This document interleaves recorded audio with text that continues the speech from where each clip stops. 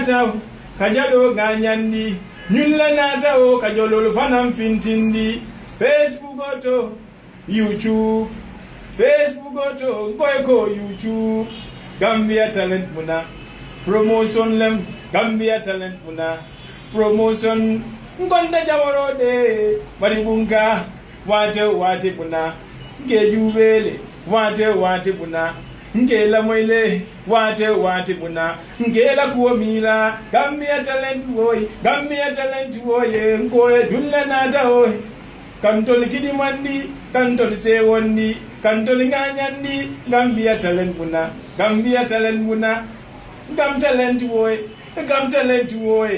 wali pa Ousmane Diouf inimba take it from a kid mimfama hadifen tuwaja am gidi roli sol ma waleja albeni lab ya duwaleja se jabur jam ndol ka be freedom of space te buwaleja duwal be la duwa du buwal be buwa alla bolon esti Gambian dream brikama boyo ndol kanna kuwole ke is all about Gambian talent TV tune in direct ala jibe stay tuned mimbe kering Gambia bantala Gambia Luo.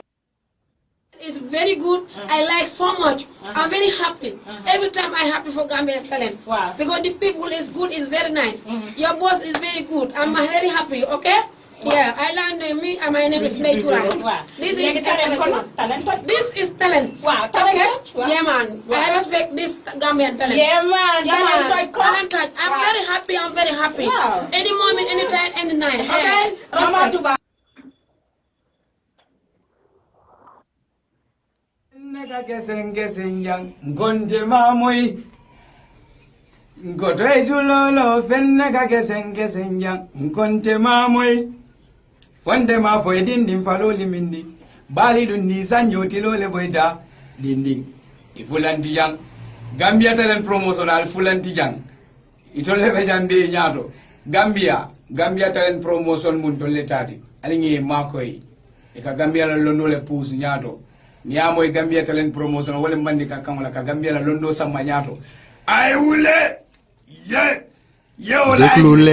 deklule It's very good. I like so much. I'm very happy. Every time I'm happy for Gambian talent. Wow. Because the people is good, it's very nice. Your boss is very good. I'm very happy, okay? Wow. Yeah, I learned me and my name is Leitura. Wow. This is talent. This is talent. Wow. Okay? Wow. Yeah, man. Wow. I respect this Gambian talent. Yeah, man. Yeah, man. Talent. I'm very happy. Wow. Any moment, anytime, any night. Okay? Respect.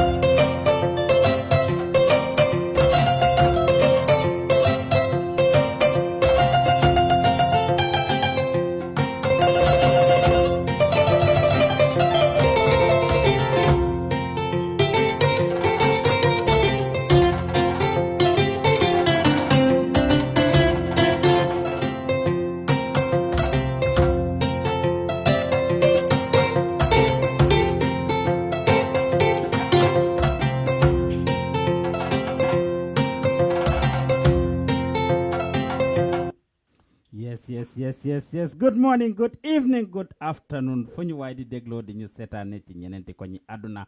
Penku xarpu ngop wala ngalano ñu ngi leen ay bégal di leen dalal ci benen yoon fi ci face à face ci Gambian Talent TV di leen ko indil seen bokk seen xarit saa su nekk Pa Ousmane Diouf. Maa ngi leen naan ahlan was ahlan ci way nekk duñ leen dig di ko fel.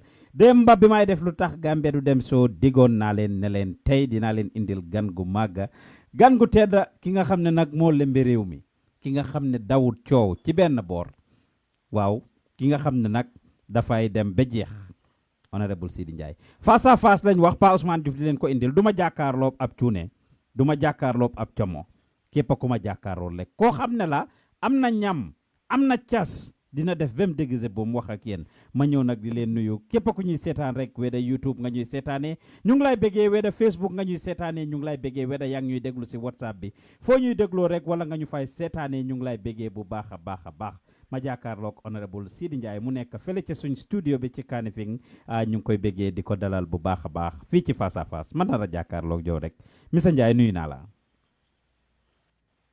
nuyu naa la Pa Ousmane maa ngi la nuyu di nuyu dafa ko xam ne yaa ngi seetaan o yaa ngi déglu Gambian Talent Promotion TV jërëjëf. sa xaftaan baax na de Mr Njie.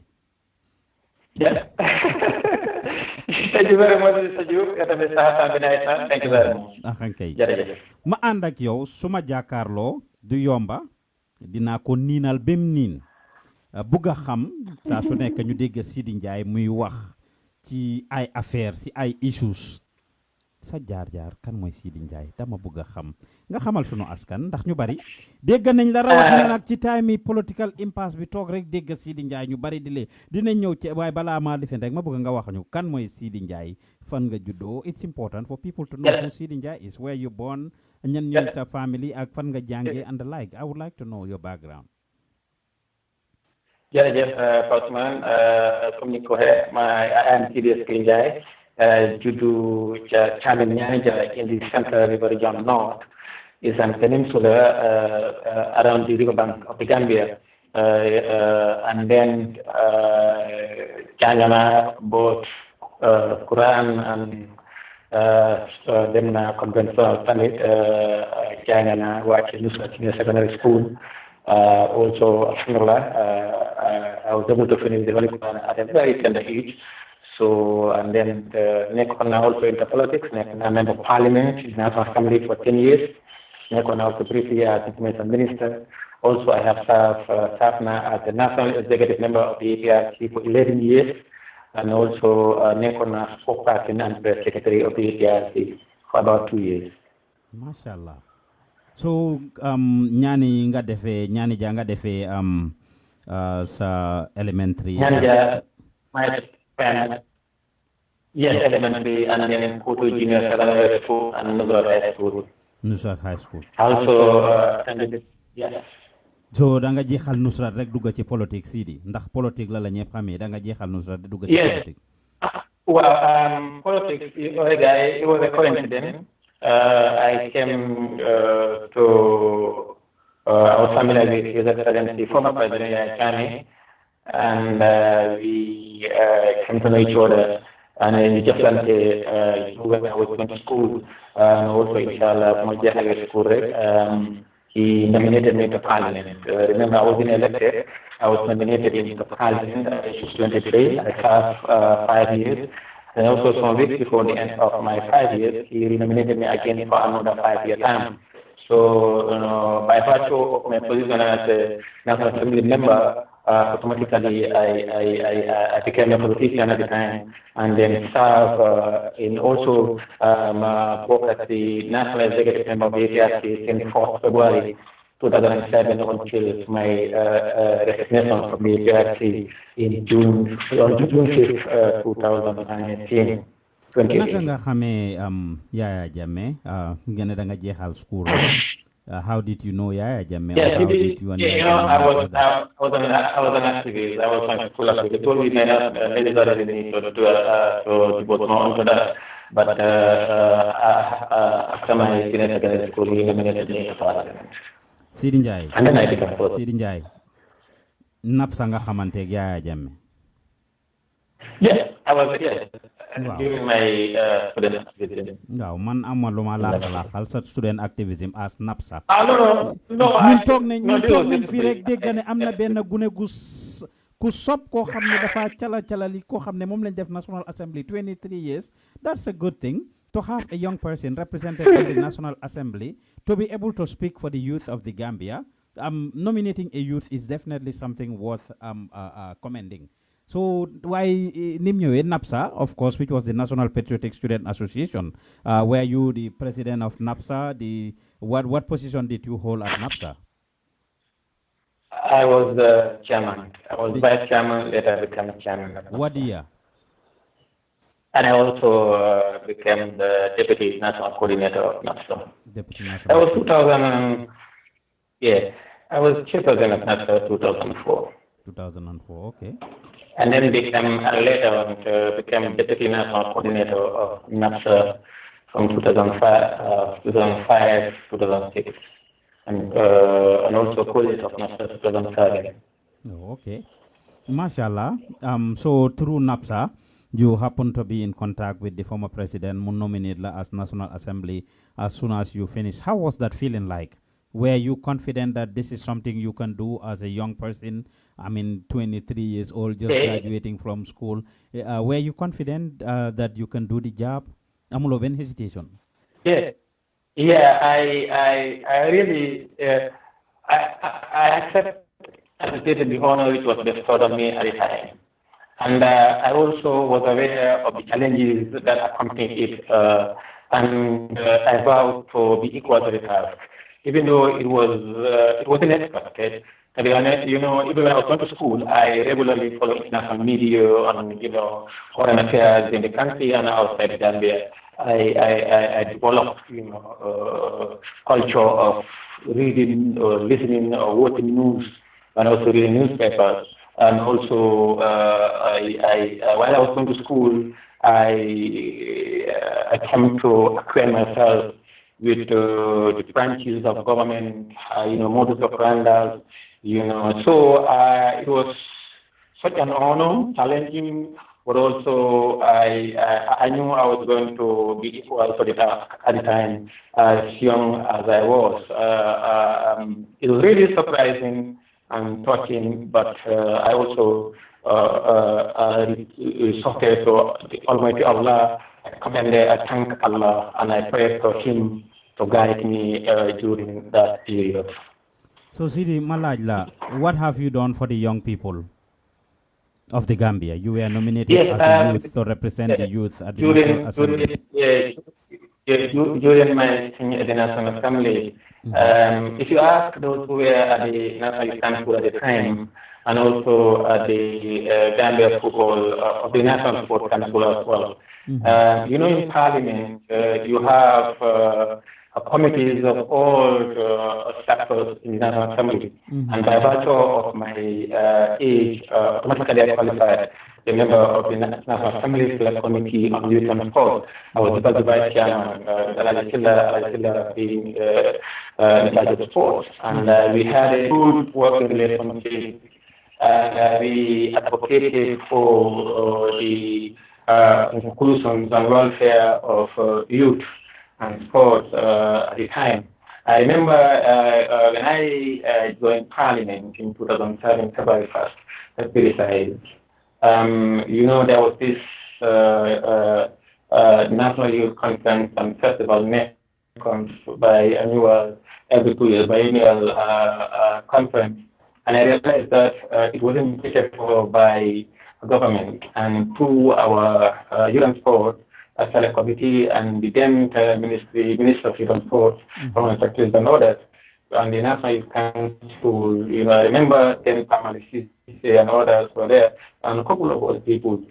So we team up together, and we said one of our greatest achievements will be the every 2 years convergence of youth. It's very, very important. We will dilate on all the issues and also participate in forums and also in sports. And we were able to convince the National Assembly, and also through the Ministry of Youth and Sports, we were able to put a budget line for the NECONs in the national budget. So when you are putting this pundits of youth activism, they will tell you that might be one of the biggest achievements. Nonetheless, there are other issues, on the ground which we were able to advocate. In the National Assembly, once you are a National Assembly member, you represent all sectors of society and all groups. So that one was really a very good one. And a lot of other issues as well. Mr. Njie, you were there representing the young people. It was good to have a voice pour nga represent ndawi réew mi fofu ci parliament bi. Why during those 10 years you were there by 2017, Mr. Njie. Sila ndaw yi gënoon a sonna. Sila ndaw yi gënoon a mun a daw génn dëkk bi dem through the back way. I mean, what will be your response to critics who will say ne Seedy dafa foyanto nit ñi defu fi tous because nekk foofu noonu rek you were more or less politicking and representing APRC and the Yaya Jammeh agenda than representing the voice of the young people. What will be your reaction to people who will say that? Well, they are entitled to their opinions, which I respect. But sometimes also most people who talk on issues, when they talk or when they talk with their opinion, which they are entitled to, one could understand that as a result of their ignorance of the modus operandi of those institutions. If you know the operations or the responsibilities of a national assembly, and if you are in parliament, you to be honest with you, ranging from not only that thing, but also the National Youth Council, a lot of other issues, other youth, women, children. But I can assure you that during our time and during my time, I can proudly say that I have served this country with distinction, especially in the area of youth economic development. The responsibility of the National Assembly in the Gambia is for primarily, the primary function is for enact laws. 2, you have oversight functions. 3, you have representation. And government policies or the implementation of government policies or the execution of laws and policies and programs and development agenda within the responsibility of the National Assembly. And our responsibility also was, and in terms of representation, the youth we've done have been equal to the task. And in terms of oversight functions, you remember there was a time when the 10 Minister of Youth and Sport and the Foreign Secretary and the entire ministry were recommended by our committee, which was headed by myself.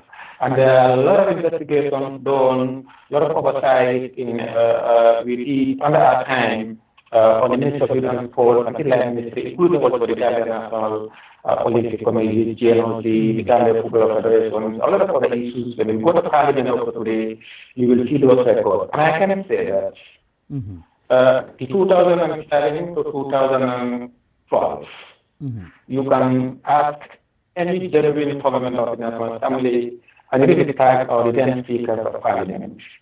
They will tell you that I was very stubborn and I was with the membership of the National Assembly Select Committee on Youth and Sport. We were equal to the task. You can even ask the former Minister of Youth and Sport, they will tell you. In the history of the Gambian Parliament in the Federal Republic, National Assembly, and we called on the then Minister and his entire department, and they were reprimanded as a result of such, and there are a lot of issues, and we were the driving force behind that. So, but people are entitled to their opinions. That's the duty of democratic system. People agree, disagree. Nonetheless, that doesn't mean their opinions are correct, and doesn't mean their statistics are accurate. So, thank you, sir. jërëjëf Mr Njie loolu leer na dégg ngeen lim tontu foofu ne képp kuy wax rek am nga doole si wax li nga bëgg a wax ak yow ni nga gisee sa yelleef la sa àq la moom respectal na la ko waaye nag moom def na foofu Seedy nañ wax olof suma interview bi si olof la mun na I didn't know Balo, maa ngi jégal. Dégguloo olof soo déggoon olof ndar tas. Also, nit tamit dañu war a xam ne comme soo demee parlement rek du ne da nga fa dem représenter groupe au son d'ailleurs mooy national mooy pantabaay réew mi ñëpp fa ne dafa mel ni da nga représenter képp koo xam ne doomu réew mi ga ba pare tamit su ma from 2007 to 2017 laajal anybody ko laajte in parliament xam nga léegi dafa am lu bare loo xam ne boobu behind the scene la du dee nekk caméra bi soo dama gis liggéey bu bari nit ñi duñ ko dee xam waaye su ko laajee Seedy Njie man I am proud billahi wallahi gonna Fabakary Tombong Jatta to say I was one of the best members of parliament in this country. I am proud of that. Go to Fabakary Tombong Jatta, he will tell you. And lu bari def nañ ko. And then even by extension, sometimes the Minister of Justice, then I want to say was very stubborn. Because of my perception of this on some of the issues behind the scenes, that they have no focus. But only, the it's closed door, it's not open to the public. But there are a lot of issues also. You have the man, even sometimes in my own party, I might say that I was very stubborn. But Lord Hamne,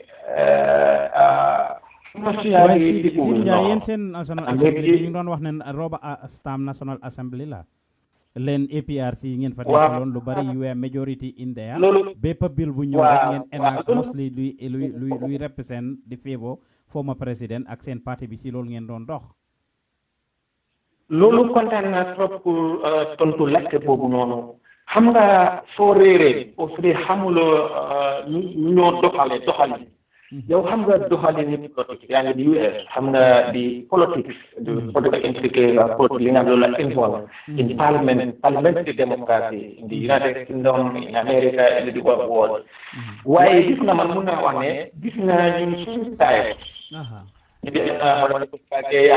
ñu fa ko ñoo xam ne Sénégal parlement gis na suñu taay gis na ko dem parlement you can ask it I swear to Allah ñun suñu parlement bi dang daan dégg en top debate yoo xam ne ak jibeen yoo am in interest of the nation waaye ku nekk rek am nga raay sa opinion loolu lañ ko gisee waaye mun naa wax Seedy ñaata nit ñoo ko daan against parce que yow being APRC have you ever voted against any bill ndax mos nga votal nga sànni karta against any bill boo xam ne it was championed by APRC by the government comme right now National Assembly bi li nga wax noonu for example ñu ngi gis members of UDP even though the vice president is the leader of UDP ak keneen lifen ni waaye ñu ngee ñëw UDP a ngi indi li ñu ngee gëzëm government bi even vice president bi si boppam ñu ngi koo gëzëm President Barrow mu ngi indi ay bills foofu noonu last year budget debate bi was very interesting after the minister made the budget speech gars yi du bari lañ fa li challenge including even the office of the first lady gars yi challenge ko foofu ndax yéen su yooyu ñëwaan da ngeen daan am those tough debates and suñ demee ba vote ngeen jàppa fi ngeen jàppa and vote against it ndax yow personally Seedy mos nga vote any bill against any bill that was brought there either by the president or the government. Wow, to be on record, Balama knew the detail on Musna vote against bill, not only against NAFO in the contribution, but also against the bill. Even though, I remember in 2008, remember man, Honorable Kebadi, Honorable Cheluba, Honorable Mama Kande, there was a bill we voted against it, even though we lost. Why? Let me explain. And also, 2015 electoral amendment bill. 2015 electoral amendment bill. I was the biggest and the greatest opponent of the 2015 electoral amendment bill. And also, there was a proposal for amendment Section 18 of the 1997 Constitution. I'm on record in the caucus. I remember it was in the Ramadan. There was a great caucus from 11 to 6 o'clock from Ajon, the following day. But you is, and you can ask people, they will tell you. But look at when I'm going to understand Lamoy Ligue Parliament, or let's say now, you are related and focus on Parliament. I know you, Gambia, talent, promotion TV, online, you know, now that they are going to Parliament. But man mun naa wax ne ñun suñu time 2007 2012 17 ñun ñoo doon a very, very interesting and very vibrant debate at Parliament on issues. You come to the Parliament debate, you come to issues, you come to on bill, you ask people, because of lady and our time, I'm an opportunity for telling them the beginning at our corporate level. So because you understand, I'm currently member of Parliament on the area, they will tell you. We had one of the most vibrant parliaments at the time. Wallahi, I can assure you that. And then, what happened is, then they want to Yaya also. No. Ñun duñ daan support Yaya Jammeh also. Bill suñu waan. Xam nga in law, in politics, in parliament, politics and law. Xam nga parliament, so amee loi boo xam ne bii la ko bëgg a def. Usually dañu ñoo xam ne dañoo lobby pour boobu mu jàll. Am ñoo xam ne mun nga anti of that ñu lobby bu jàll. O am ñoo xam ne dañu intérêt benn banxaas yi loi boobu loolu ku mu jàll. So yooyu yëpp nga gis ne li APRC bi very organized, dañ amoon contrôle, dañ am lu ñu ooyee party caucus. Party caucus bi mooy ne di ministry bi remember bill bi daan jóge maa ngi dégg nga bill bu jógee Adama non bill du daan jógee Adama yaa bill bi dafa jóge from the ministry ci ministry bi waaw but it's time boobu noonu suñu time xam naa ne amuloo si you are not like none of that vice président dañ ko daan question and time question and answer session dañ daan minister everybody question and answer session dañ daan question président bi Assane Ndiaye say that dañ ñëw respond on his. They give that our public account and public enterprise committee passed a bigger decision. Ours was the most vibrant and effective than now. The West African parliamentarian on public account, public enterprise, and the United Nations Development Program, they uses the Gambian model as Gambian practice as the best, not only in Africa but in West Africa, but also as a model for all the other parliaments in South. But because the focus now on free press, on the media, social media, on the parliament was during our time. But, many are interested. I remember among the times, definitely some people who got some public officials and also private based on our own committee. But some of them, I remember 2-3 others sitting then down on the discussion on focus to flow with. But it was off record. So bill suñu waan du naan it bill let ma make an example rek I remember bill of 2015 election amendment bill when it came man ci suma bopp dama nekk ko lobby to members of parliament ma ko lobby yu bari ne boobu bu mu jàll boo waxee 2015 mo nga dina gis ne suñu seekoon boobu noonu dem na mu nga demoon but sometimes the no talk they are you know how to because there's a lot of debate and decisions that I want to comment on the power of the best majority leader that we ever have. And also to be the best majority leader, nobody can write me off on that. And I remember Manuel Lidon, new opposed that 2015 electoral amendment bills in Parliament, at the caucus level in Parliament. I remember it was $1 million for nomination for president. $100,000 for member of parliament and $50,000 for mayor or chairman. And I remember that's what I used to people who brought it. I said this one is a very bad law because I said office of the president or office of national assembly or council or mayors. In caucus, wallahi azim, I swear to Allah, billahi illadhi. You can even ask Honorable Samba Jallow, the minority leader. He's still in parliament now. He will tell you, Seedy Sk Njie was number one opponent of the 2015 electoral amendment. And for full discourse, I'm APRC and I have to engage Yom Togo and to allow us, because the majority leader, which my people, I remember then by Seedy Sk, Honorable Imam Jallow, and Honorable Barrow, that they were behind me. And usually caucus is sitting next to Tombo, but that day I decided to go opposite to Tombo. But we were at the opportunity, and I remember, come up day later on, and then I proposed 250, we went here and there for 500, we agreed on 50,000.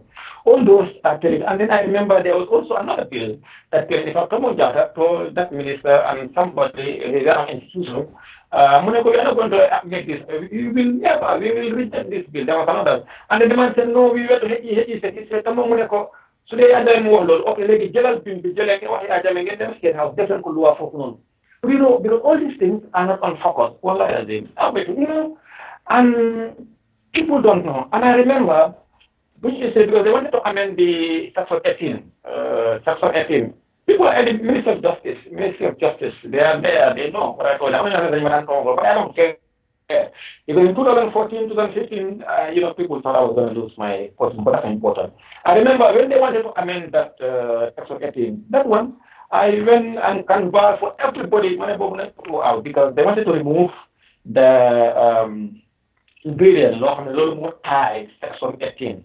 Because for one to be sentenced to death, you must, for a court of competent court to sentence someone to death, you must kill somebody, violate the But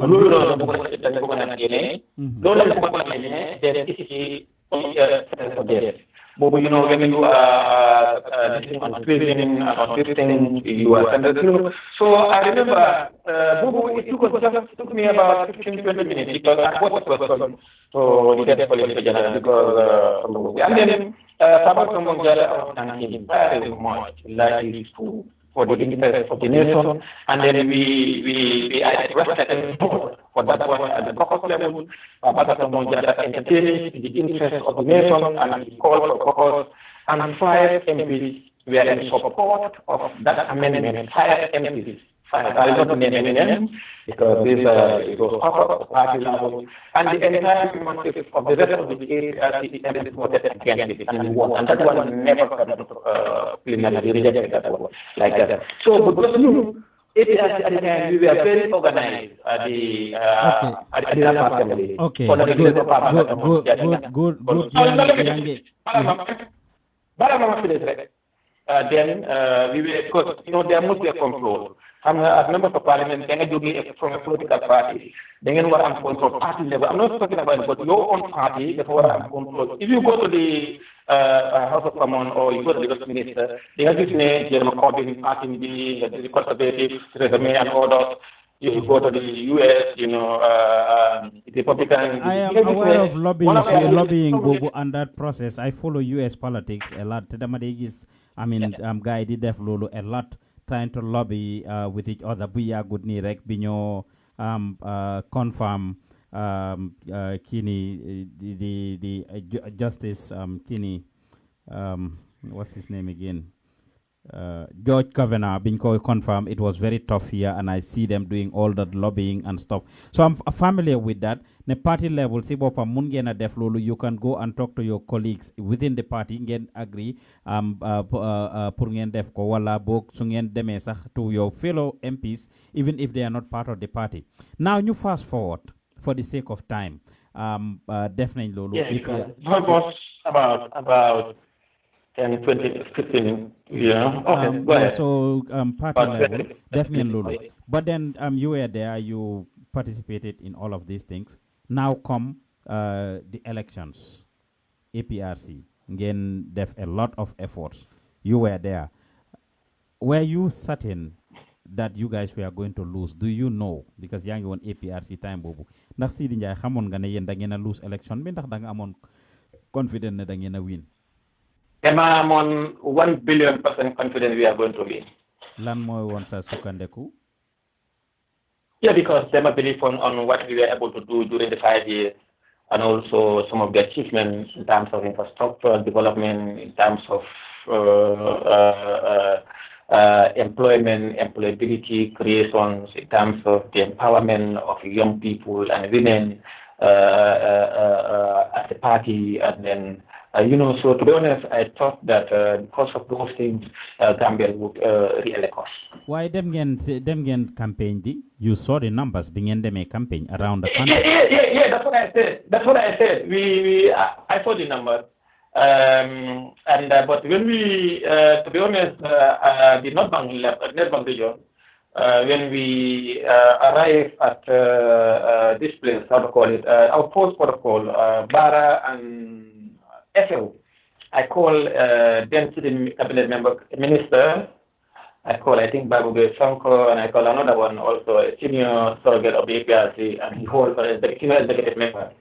You know how we fed the crowd. Maneko, there are no people here. You know, for me, this morning, there are a lot of other issues also before we embark on the campaign. I remember during, but you know, definitely I don't want to say them now. Because I want to write a memoir about the whole election. You don't want to go, but let me just summarize. I want to write something. I want to maybe in the next 1 year or 2 years or 3 years, inshallah. To build something about the 2016-2017 elections and also impact movement. But Monaco, SOP, there are no people here.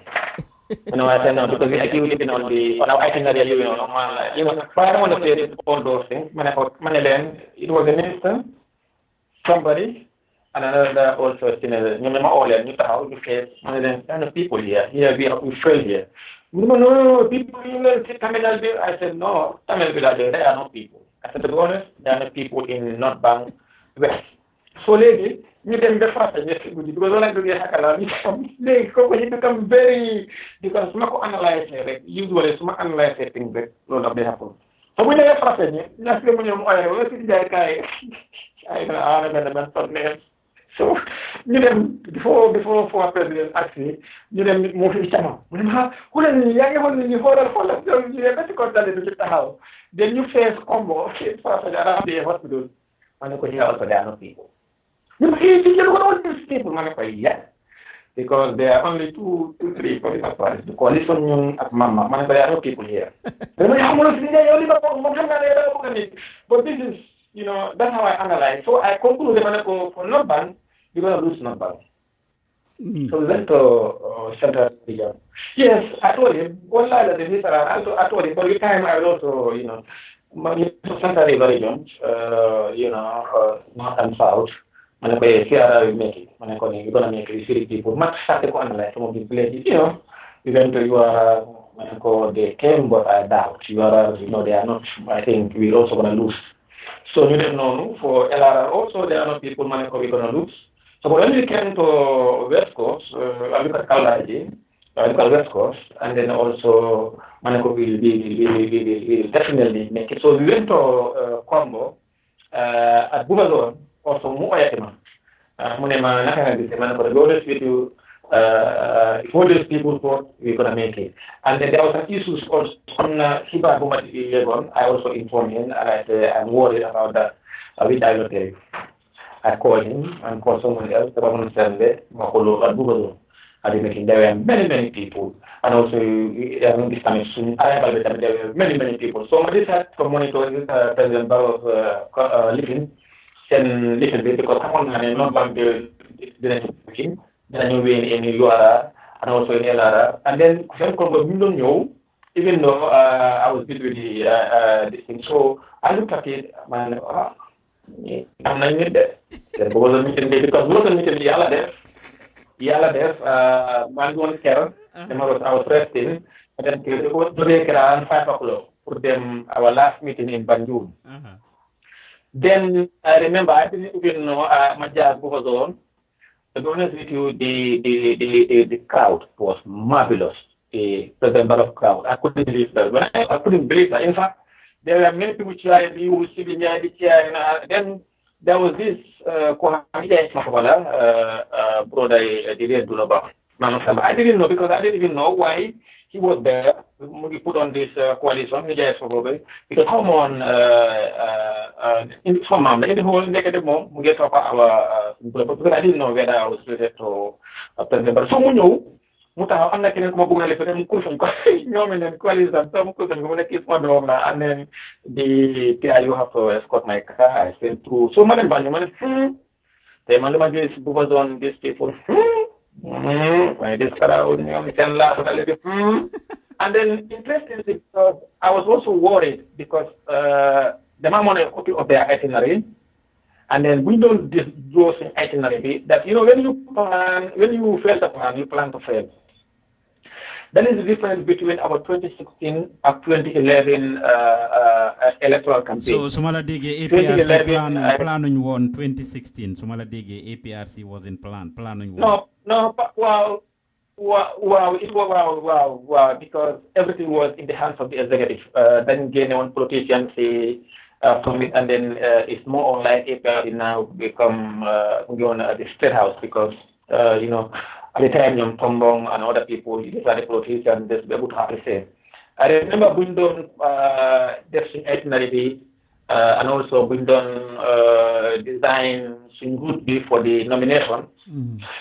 I remember a copy of the distance. Minimum of the meeting of President Barrow in the coalition team, minimum a day is 10 meetings. And we are talking of only 1 or 2 meetings. I say we are joking. At the office of the former vice president, we were at National Coordinating Committee, we are designing. So there are a lot of pools and pools, and some other people. I started to analyze. And then I remember somebody said, no, you're not saying that doesn't mean she man, in 2006, let me tell you, man, the man is a national executive member of the party, not as Balanga a national executive member.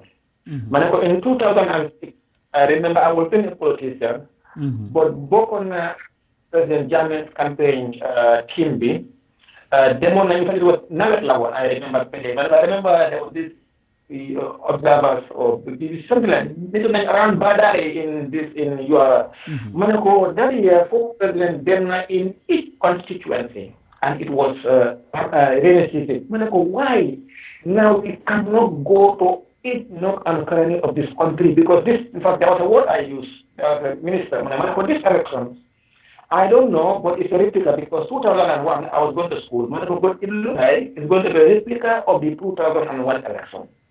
But secondly, you are going to make this nomination, nobody. This ban and nobody put no contest as presidential candidate. Manako sune ko ne ban ko 10,000. Every time they can have some the independent party coalition. But politics, you have to the matter smart analyze. So I think they are, and I'm not one of them. That's important. So. Then we argue, but majority carries the vote. When it comes to the routes, for the Indonesian route, for the former president, party, the routes use, again, I was against them because all these meetings have had someone and I remember busy, because for him, he's using and he's busy and Tombo is bad. I remember then. We need to do what we need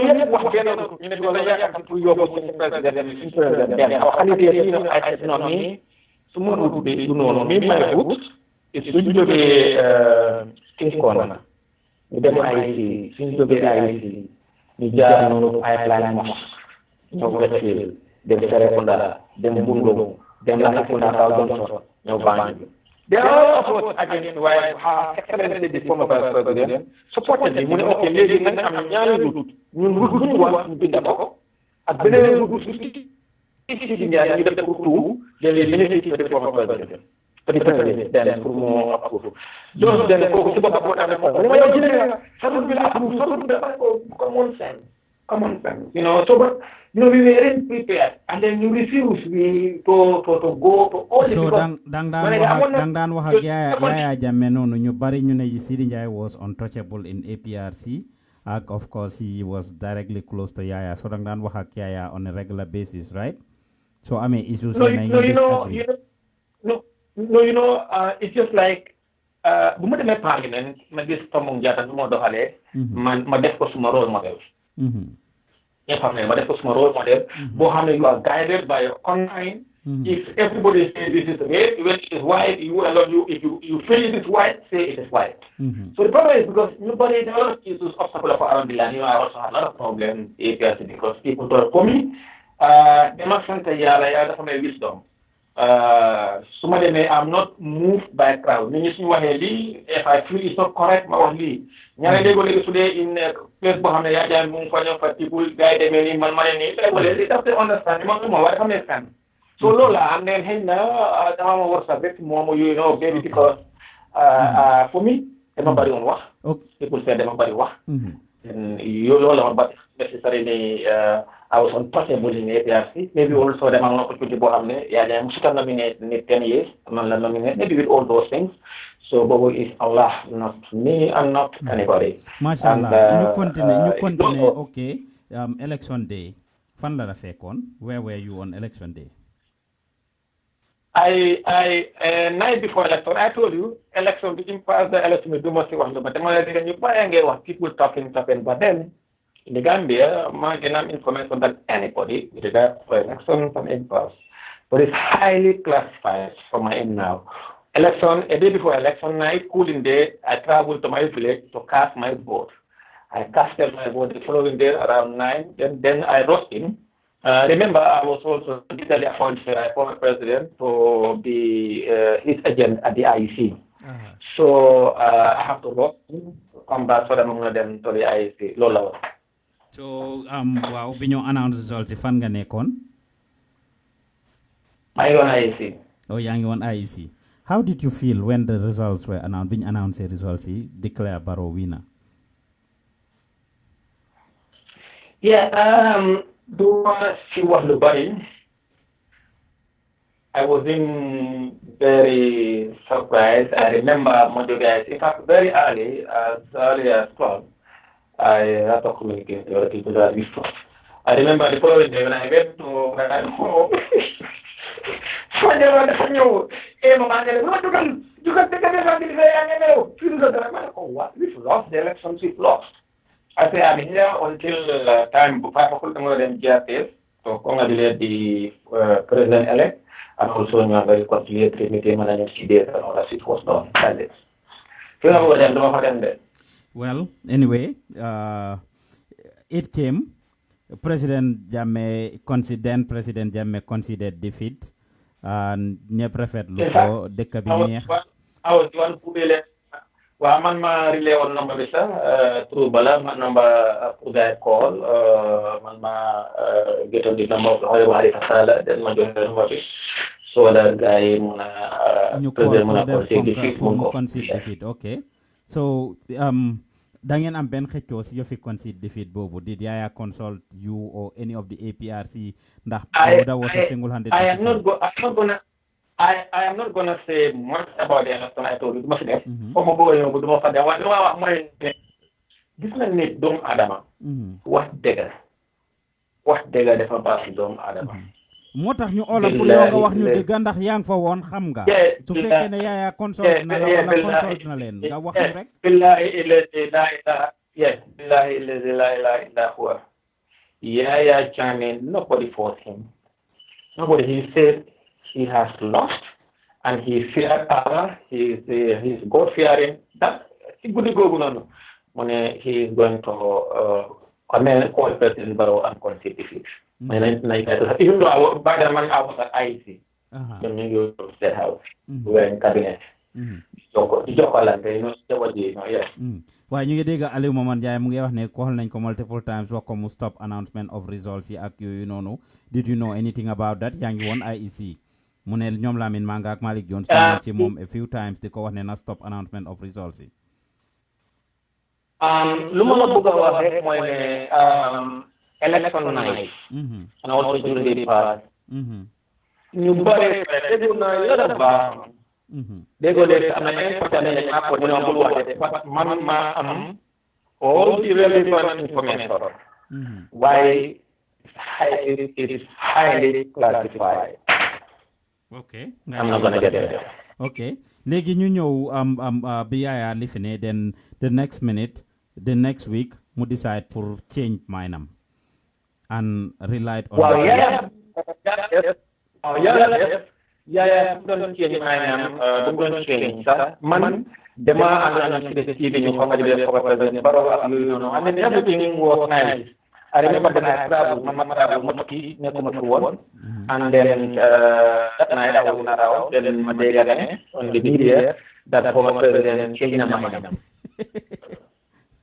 How did you feel bi nga déggee loolu so boobu consultut kenn si yéen yow yëguloo fenn fu ñu ko waxtaanee kenn nekkut ne ñenn ñi ñu ne yéen nekkoon si gannaawam naan ko ma ne sëñ bi ko seen teranga foofu la nekk ngeen ni ko sëñ bi lii soo ko defee du baax de amin suñ ceeb bi fii laa tooyee indirectly waaw yow ñun what does life after this well lu ma laa wax mooy ne am na time boo xam ne bu soobee yàlla leen appointé time comme dina wax bu naa bind moo boo xam ne about everything youth campaign election night after Ifa, you know 17, 18, 19 January 20, 24 January. So yow nga ne waaw léegi bi nga déggee Yaya change maanaam what was that feeling fan nga ko déggee si télé bi comme ñëpp nga ko déggee yow tamit Mr. Diouf let's proceed waaw dama ko déggee on the media. And what was your what was that feeling like? I won't say anything. Okay. Well, but then bu loolu passé though, he relied on you guys, National Assembly bi. I remember I called everybody, including you, and somebody was picking up your phone. I have that. Somebody was picking up your phone. Njeka nga jël telephone bi, and you hung up, and I called back, and other people were picking up the phone. I called all the APRC National Assembly members. We wanted to declare the country a state of emergency, pour Yaya extend to another 3 months, and all the things that were being said. I called to engage you guys. Unfortunately, I couldn't get hold of you. But Yaya relied on you guys as National Assembly members. Seedy, what did you vote for that particular moment that declaring the country a state of emergency? Let me correct you. Maybe I don't know fortunate, but whether journalists or anybody or ordinary people during the time, maybe Kenan, one of the or other people, because man, at the time, call like I remember there are people who are called, but when I write book, unfortunately, I wasn't in Parliament at the time during the state of emergency, so I wasn't there. I didn't vote, and I don't know who voted yes or no. You were not there. You didn't know vote yes, and you vote no. No, I wasn't even in Parliament. No, I was not in Parliament at the time. Oh, okay. But I called you though, man. Call now. I have it on record. I called you. You pick up the phone. Yow lolu du ben yon nga mako def sax Seedy. It is a few times that I call you small on a pause man Gambian nga xam telephone bi. Maybe because sometimes the soldier in a jail or the para or driver or maybe loan la, but Subway Zuma Mosari, why nañ move ahead? Subway Zuma nañ move ahead. Okay. Yeah, no. Wow, state of emergency. I was not even in the Parliament. I was not even there during the debate. So, because of ignorance, and but that's it. Okay. Legi impasse bi passé nonu Yaya relied on the Parliament to a great extent pour gay change mandatam dem na through the courts try pour file an injunction against Barrow and all of these things. Exhaust na all means legal and illegal. And of course you guys were there. He made you Minister of Information. How did that happen? Can you tell us about that appointment? Yeah, I was appointed and everybody knew about it and I was appointed. And I accepted the appointment. Yow ngene dem nga congratulate Barrow be pare Seedy. Ndokale ko then the next minute. No, I didn't go there. I didn't go to Barrow on television. So myself, the CDS, the IG, the coalition representatives, those on Gambian television. Well, we used to see you guys. You are some security chiefs. I mean, one another Manila. Lu bari mu lo xamne dañ ko wara way duma ko jox duma ko war now amna lu bari na binda on something time bi dina kon dina la ne yow ku soxor nga ku iñaan nga ndax xam nga ngete ngene do ma ko jox yow ku soxor nga yow ku iñaan nga mu ne wax xam naa déggulo ni nga ko waxe xam naa way duma la ko jox yow ku soxor nga yow ku iñaan nga xam naa way duma la ko jox loolu soxor rombut ko Seedy. Wow, Juve, Anthony, nobody than my call. They want me to grant interview on those things. Then it's not yet time. The appointed time to end. Inshallah, I will. So I get a look at it. You get what they why. Okay. You took that position though, Seedy. yow xamuloo woon bi nga jël position boobu one Yaya lose na yow d'accord ne moom si boppam consider defeat and you went ahead and you took that. Was your consent clear though bi nga jël liggéey boobu Seedy Njie sa consent a ngi set. Mr. Diouf, let's make progress. I want to say that after Lolo, when I resigned from the APRC, and when subsequently, but I resigned from the APRC, no, but APRC, Fufu Seedy Njie, I will not do justice without touching Fufu. Seedy, Lolo was a critical moment for Gambia. Your consent was clear. Yeah, Jammeh def la Minister of Information. Ngoy si nguuri réew mi.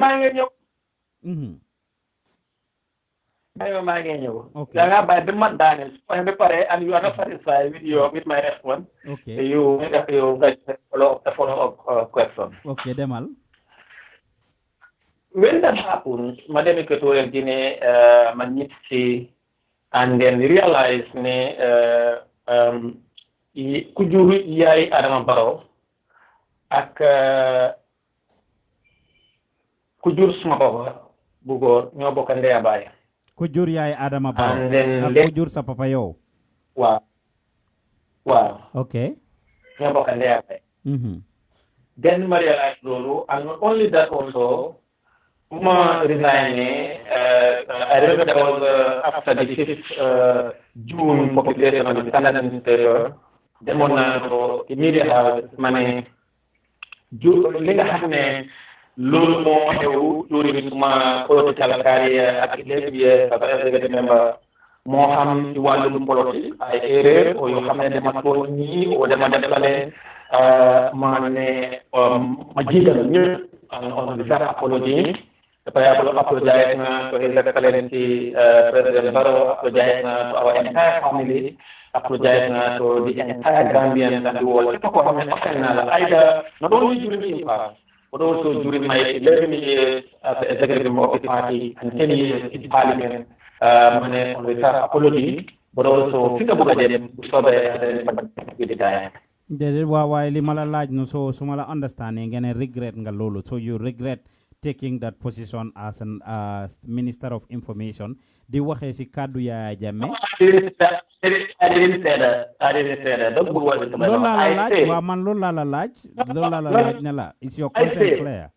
lu ma wax mooy ne su da fi nga bëgg a yóbbu dama fa dellu di kayam dinaa ko bi da bëgguma bugguma some activities yoo xam ne génne ko si lu ma binda o lu ma ñëw wax when time come. But I say whatever His Excellency President Adama Barrow, our family, things I have done or I have offended the family or him or any Gambian during my 11 years as an executive member of APRC or during my entire life, during my stint in Parliament and in politics, my unreserved apology to anybody that has feel that because of my opinion or my positions or so, or democratic directly or indirectly, knowingly or unknowingly, my unreserved apology. And I apologize to His Excellency President Adama Barrow and his family and our entire family.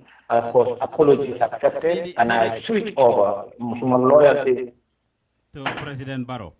Equatorial Guinea man duma wax ak Seedy Njie te duguma te waxuloo ma Equatorial Guinea nu mel Seedy foog nga wax ñu Equatorial Guinea. How was Equatorial Guinea? Yow da nga ànd ak Yaya Jammeh di joxe plane bi ngeen wéef Gambian si dem foofu wax ñu ci Equatorial Guinea. ñeneen ñi ñu ne yéen Guinea Conakry ngeen am Yaya Jammeh daf leen bàyyi Conakry yow ak the GRTS guy and some people. Seedy, it's important to share some of these things. I know you said you are going to write a book. Not everybody that would that is watching this interview might be able to read your book and other interviews. So it's important. Why didn't want to read my book? Because why didn't want to read on newspapers or radio? Because they're not out of paper. Okay, Equatorial Guinea, we left here. You know, there are a lot of politics of deception. Nahate, wahlu atu fake news in the media. You know, we then them via Guinea Conakry. Leo Money, at Guinea Conakry, no member of the Gambian delegation was in Guinea Conakry. Okay. In fact, the airport, we took in a VIP from this flight, the contact flight. The Equatorial Guinea, New York, special executive jet with security and at the airport, Guinea Conakry waiting for us, and planes that we get close to that plane. I watched the plane, that was happened, and everybody on board, and even they were not prepared to go with us. You have the airport boarded with us, they boarded with us at the airport. There are about 3 or 4, I saw them in the toilet, even though they were in the toilet. So what do you know, what you have, what you know, what is what you have, people are in there, how can they know that they happen? Okay, okay, so Equatorial Guinea, being them for fun and stay on. Yeah, let me just say this thing. Even while I was there, meaning we were in Goma, I don't know, Goma or what? Goma, then Malabo. No, that's not true. Even there, Malabo. Malabo get them directly. Okay. So how long gonna for Funono? I was there for about a month, 1 month. What makes you come back to Gambia? Yes, because I was never prepared for them as well. And then what they was, then the security camp would allow peaceful takeover by the current government of President Barrow. I remember that I'm not going to tell them, whatever, coming back to my country. Why? Because the man more confident. During the past, very heaven, when you walk in the why so holy, so why Ganya, why so holy during the agreement, during the impasse, there are days, and then we went. I'm not Mohammed. They were with wounded lion. This is not dog adama. Phone maker, loyalty, the papa, why the good standard. Nana, Julie or Christian, what together. When you are with me, you should give me your 100% support and loyalty. If I'm not with you, everybody should know I am not with you. And then I'm not some ministers or some people they were with former President Jammeh or Semutel. Well, as in Gambian should happen, but we will know. If, for instance, man Seedy Sk Njie, the political party or Maneka, a leader of a country or an organization or anywhere, some of them, those are the people like Fahla.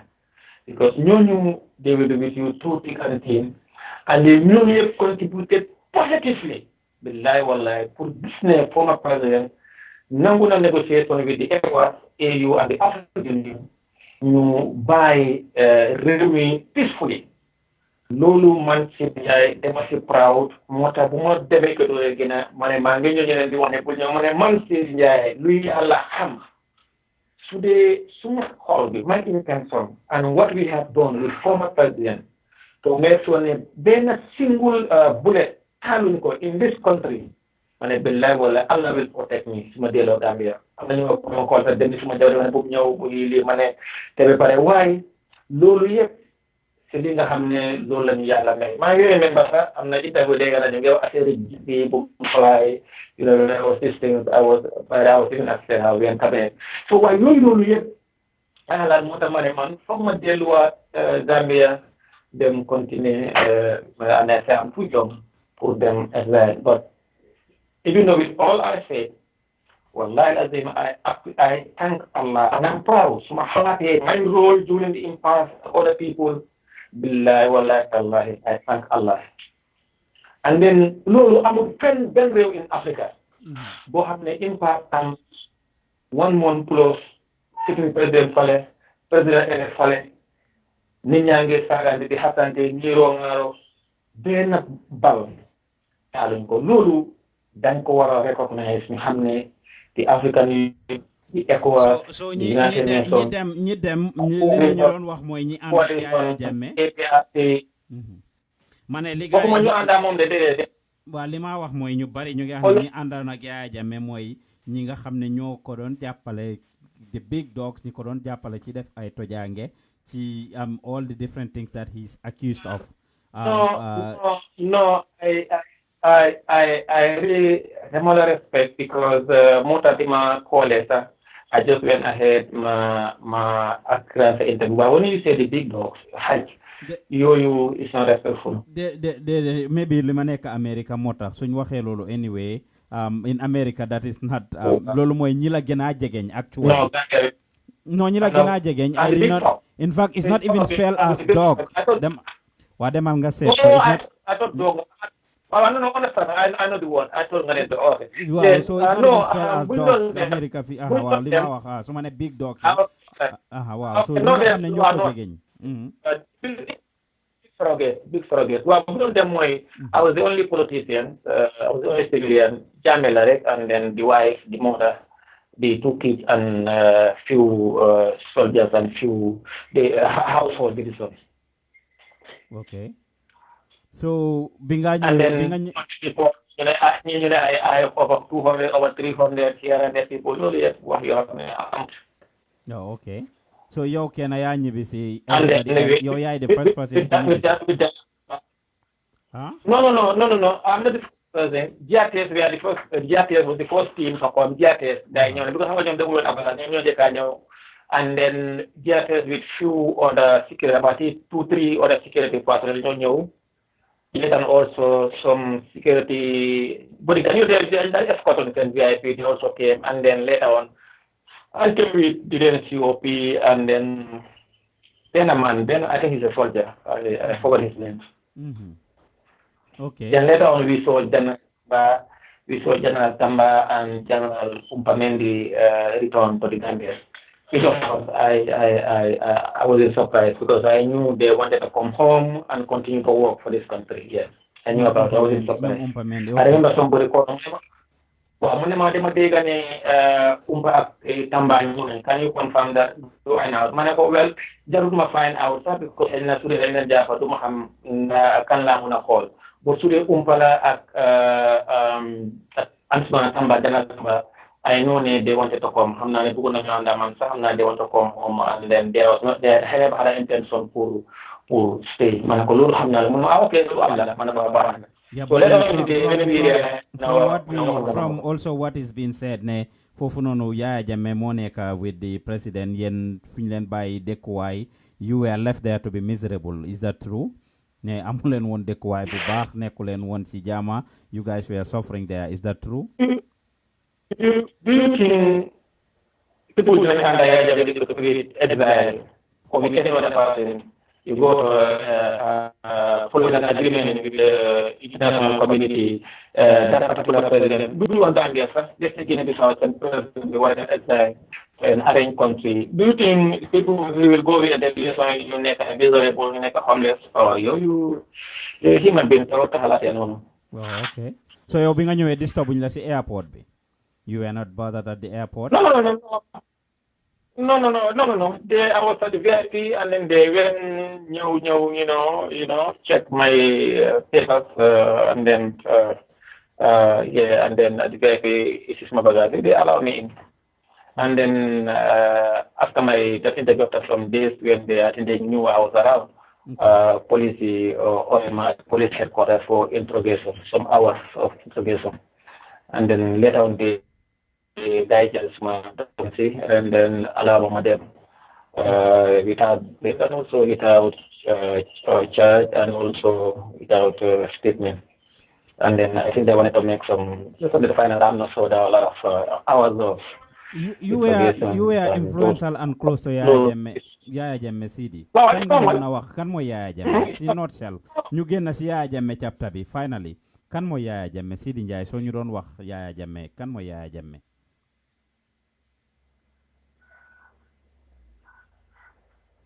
Seedy?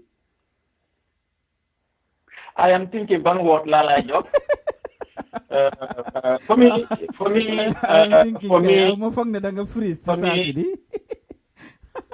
No, for me, it was a very kind to me. Okay. And I really appreciate opportunity bi nga xam ne boobu la ma jox. Xam nga dama de suma seetaanee commission bi other people now I remember during my introduction ñu laaj ma nga lu ma doon wax lu ma def moom ma doon forcé wax li lale ma ne ko ma ne ñooñu man Seedy Njie ma ne billahi wallahi I am not the type who will be with you bu mu doon ne mu naxari ma ñëw di fen di la wax yaa ma forcé li yaa ma dugal si li yaa ma lale ma ne I will never do it. I will bear whatever brunt or whatever loo xam ne man maa ko def because Yaya Jammeh tegut taaga suma baat bi te su may support President Barrow I will support him with 1 billion% support billahi wallahi fi jógee I will never go ne President Barrow moo ma doon wax lii o nii la may o lale I you know nit ki dafa war a déggu nit dafa war a be genuine nit you know to be honest most people am na ñoo xam ne make a mistake acknowledge ne they nga make mistake if I offend you ma ne la Yaya Jammeh la waaye man dara make na mistake maa la tooñ duuf baalal ma o Gambia baalal ma waaye dine ay dama ñu ma doon laaj ma ne leen ma ne lu ma doon wax maa ko wax lu ma doon wax I was an executive member of the party for 11 years am na right and I was appointed as a party level as a spokesperson of the party ma ne loolu man maa ko doon wax ñu xooloo kenn ma ne waaw ma ne xam nga Yaya Jammeh ma ne su ma taxaw élection soo déggee Seedy Njie moom moo tax ma nekk Seedy Njie tey ma def école gi ne ma ñëpp si dama bëgg rek ñu jox ma liggéey ma ñëw di fen rek ma ne Yaya Jammeh moom ma def loolu Yaya Jammeh moom ma defal nii defal rek man I am not this type finish now with chapter Yaya Jammeh bu ma resign I am Barrow 1 billion%. I will support him to whatever it takes. Barrow best bu nguuram jeexi after his 10-year term whatever I will continue to honor him. I will continue to respect him, and I will continue to my support. Why do I nekk di Barrow di wa lii dama conference fii nii some months back. Shortly rek kan bu ma bëggoon a switch over to President Barrow. Somebody responsible party ko xam ne in the government ko xam ne he was dining and wining with us and Yaya Jammeh bu mu doon wax man I came last man maa wax before because I have interparty mu wax ba pare am na lu ma mu ne the dictator Yaya Jammeh ni lare so when I came my Gambian we have to depart from this ugly thing and to take responsibility. Man, you are here, Yaya Jammeh, you dine and wine with him, permanent secretary and whatever, and today you are calling him dictator that I wonder what name are you going to call Barrow after he ceased to be president? Yes, that to you.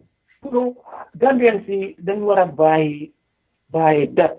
If I'm given responsibility, put more death on the Jammeh. If Jammeh is snapping the on what the put more death, man, Hamna and Lolo water up.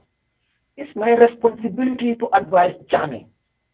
Either in writing or in verbal. Today writing in writing back. Today verbal in verbal. In the event that bindana ñep gis lolu man ñew kendal lolu in the commission of other people ñep gis Seedy Njie why at the end of the day there was squash doing why fekk am na evidence lolu amut man gis na man am na instances yoo xam ne even during the impasse am na instances yoo xam ne something when I return they brought a document for me purported from somebody sécurité ñu ne waaw di ko time boobu Aliou Momar Ndiaye gars yi coalition bi dañ doon ñëw di dugg foofu noonu di moom ko dafa si jàkkaay ke binda ko mu ne dafa noot loolu into the diary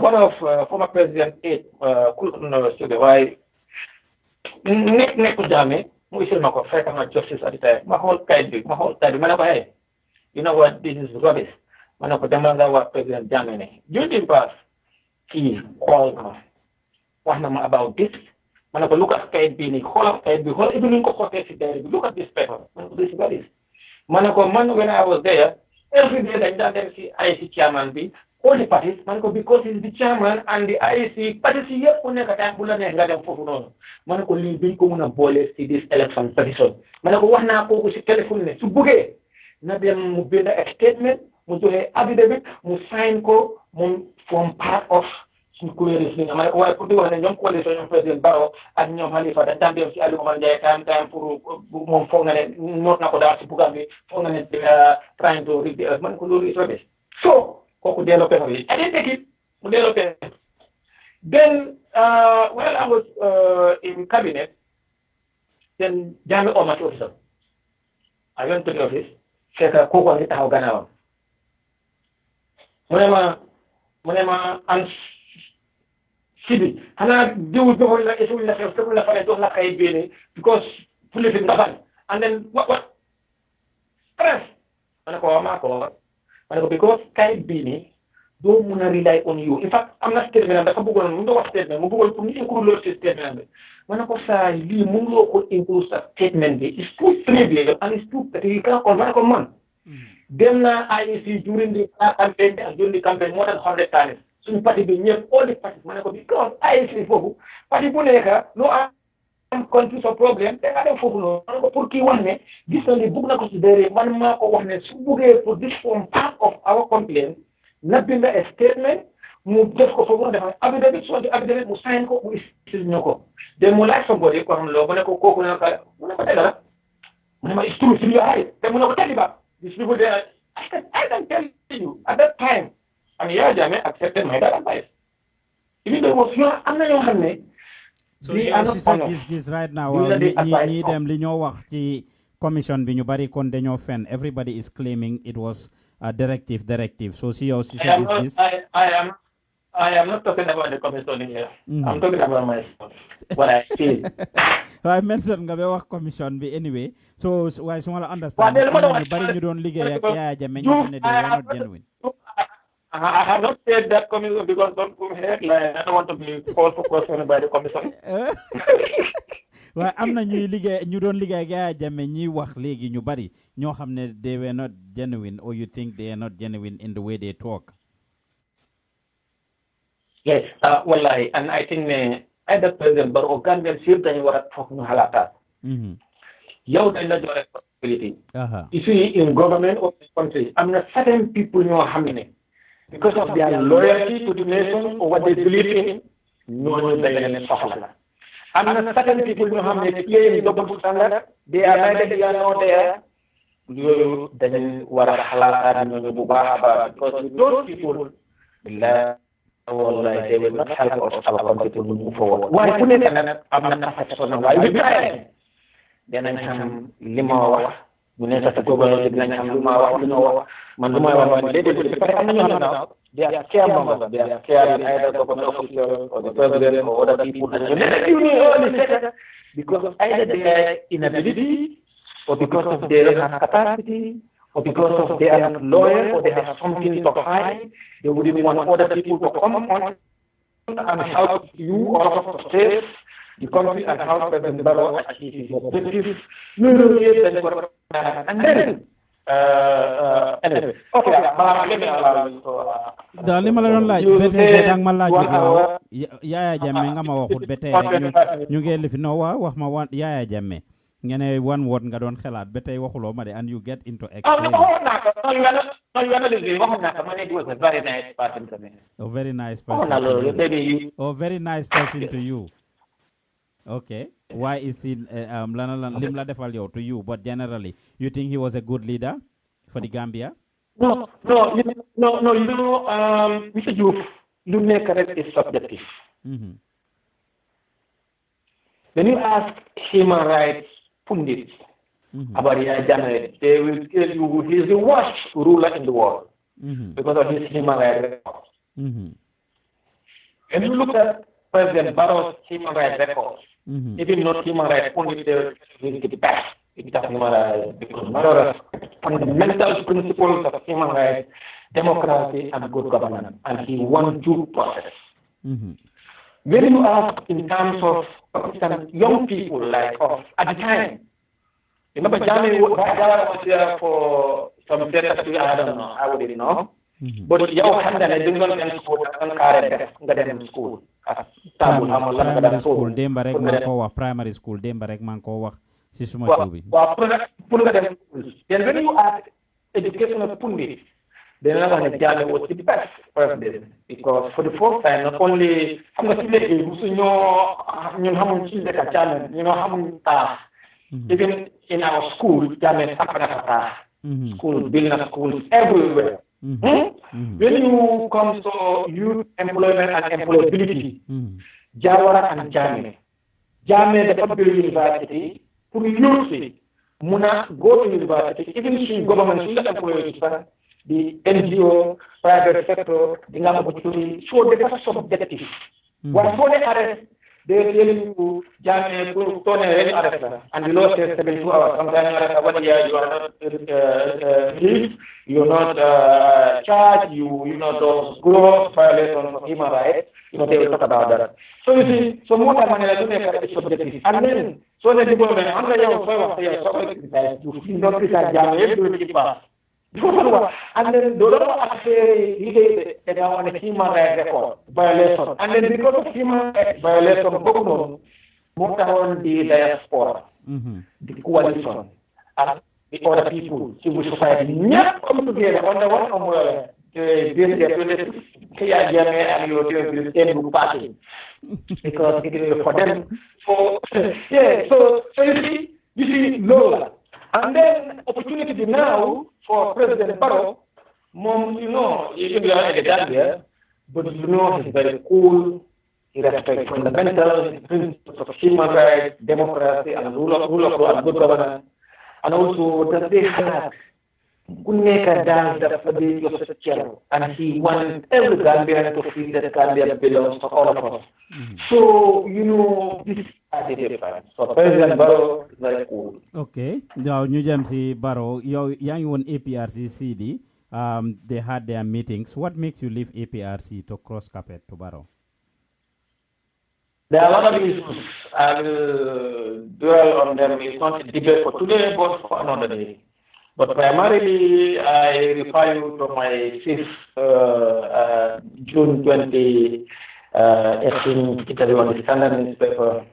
In addition to appreciating President Barrow's style of leadership, his commitment towards the principle of democracy, good government. Anyway, if you go to Parliament, you ask my colleagues for the past 10 years, or even people you know who are close to me, they will tell you, I was worried about some of those, and they'll tell you, Seedy loved democracy and rule of law, and then I love simplicity. Even those who know me, and then you also, but they don't know, I love those things. And that's what I love about President Barrow. I asked you about APRC lan motax nga genn fofu yang mari fato observer awma time dem read observer package bobu and I don't have no I didn't say observer sir yeah dega man observer sa standard kon the standard man in addition to that man explain man his rule of place in democracy, rule of law, his leadership what am lolu be pare da deglu bu demba dama interview pa Modou Mbow, former director of Daily Observer, who is also a diehard APRC member. And Mune Barrow called you. You told him, Mune Yoyako call. This is on record, so the Glosuma show be demba. Pamudu told me, Bimakone Mangla am. He said I should ask you that you called him. And you told him Barrow called you and asked you that Nela Dafla Sohla, si Barrow Youth Movement ambi. Is that right? Pamudu said this on air yesterday. He said you called him when you were in APRC before even defect, but ngene ko yo dafla soxla yow si Barrow Youth Movement before mu establish ko and yo nga call ko di discuss ak mom and you told him my principle is I don't respond to ordinary people's questions. It's not a question. It's on record. It's not a question. I'm responding. I don't respond to private, personal individuals, especially people who doesn't matter. Mr. Youth, you know, that telephone call, you know, we should be mindful of people who will say, and one thing, but I don't form youth movement, but I'll call my money for youth movement. In fact, you are concerned. Let me finish the statement. You are concerned with your loyalty. Your loyalty lies with the APRC. This is what Modou Mbow said, and it's on record. I can send you the link. I would have played it for you, but Lola. No. I don't want to go there. In fact, unfortunately, I don't want to go into personal or describe those trivial things. Because Muslima was a very youth movement. man Seedy Njie President Barrow must discuss ak man about youth movement. That has never happened.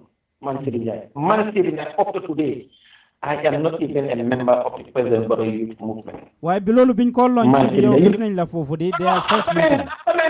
I am coming. When they are launching, I never. Let me say the record straight. You see, I remember when misconception yet man sa tomorrow na ya for you people here na legi tinga ne man system bi xam na ne legi yo na fara mo ma apology jana man call man. You know, city I already how much to the bukila how man ba nga help tamit ne demon na jama ko da demon na ci open office youth movement so you know like as no less tan kesse. You know, man say that amul time bo xamne Barrow man about youth movement. I'm Ben Kemaman, I am part of the youth movement as a meeting at the Governor's Zone. There was a meeting at the Governor's launch for the launch of the President Barrow Youth for National Development. It was done on the 2nd of December 2017 at the Governor's. I was not there. You were not there. Okay, what meeting? But what meeting were you called at? What meeting were you present at that you even gave a statement after President Barrow Bopam? The office of the president actually dissociated itself from the youth movement first. Then later they came and endorsed it. Why at first Njakanenyo released a statement. It's been a minute now, over a year. But then that particular first meeting, reports has it that Seedy Njie was present there. Lolo amnanda amut. No, I don't even know where they have meeting. I said man must not attend a meeting. How many people came from FDR Bobo I use at elders at the Buba zone. And the story for Semega Jane Hall. Lan moy on sa reason for present there. Lan kan mo la invite on si meeting bobu? Because time bobu yangi APRC. Time bobu mangi APRC. It was an organizer of that event. Bobu was in the that was well before December. And then the youth, President Barrow Youth for National Development, that called on the 2nd of December 2017 at the Buba Zone. And I was not there. In politics, let me tell you, some people can just come, sir. Why Manunga was moine? Yera Pamud, or no Pamudu, or any other party, man Seedy Njie. When I was in APRC, Balama declared my resignation. So by hell, so they made archives of the newspapers, even Observer. They got this man money. President Barrow there for 5 years. And from a talk, the mother one I support and I like President Barrow. Balama don't have anything. So always in January, Toby. From a damn meeting, Buma what? They don't comment President Barrow. President Barrow, they might tell my dislock. Man Seedy Njie, Luma what? Luma deaf. Man mako wa. If I offend you, I told you money na bala ma. Wa pour wa dara bare man de ma ko ma ragal. Legi amulo anything to do with the President Barrow Youth Movement for the record. Amulo anything to do with the youth movement. For the record, in fact, today Monday and last Friday I was on Star FM. Suma interview I could replay today because it was very. In fact, it was during the presidential tour last story in Briam. Still, somebody in your interest, President Barrow Youth for National Development. I swear to Allah, you can ask him, Mr. Singate. And then now it's about a month also. Still, I don't care about Avenue. Mandant somebody money about land fee. The whole my bro fee. Money go fee. Money go fee. Well, I have a few office bill.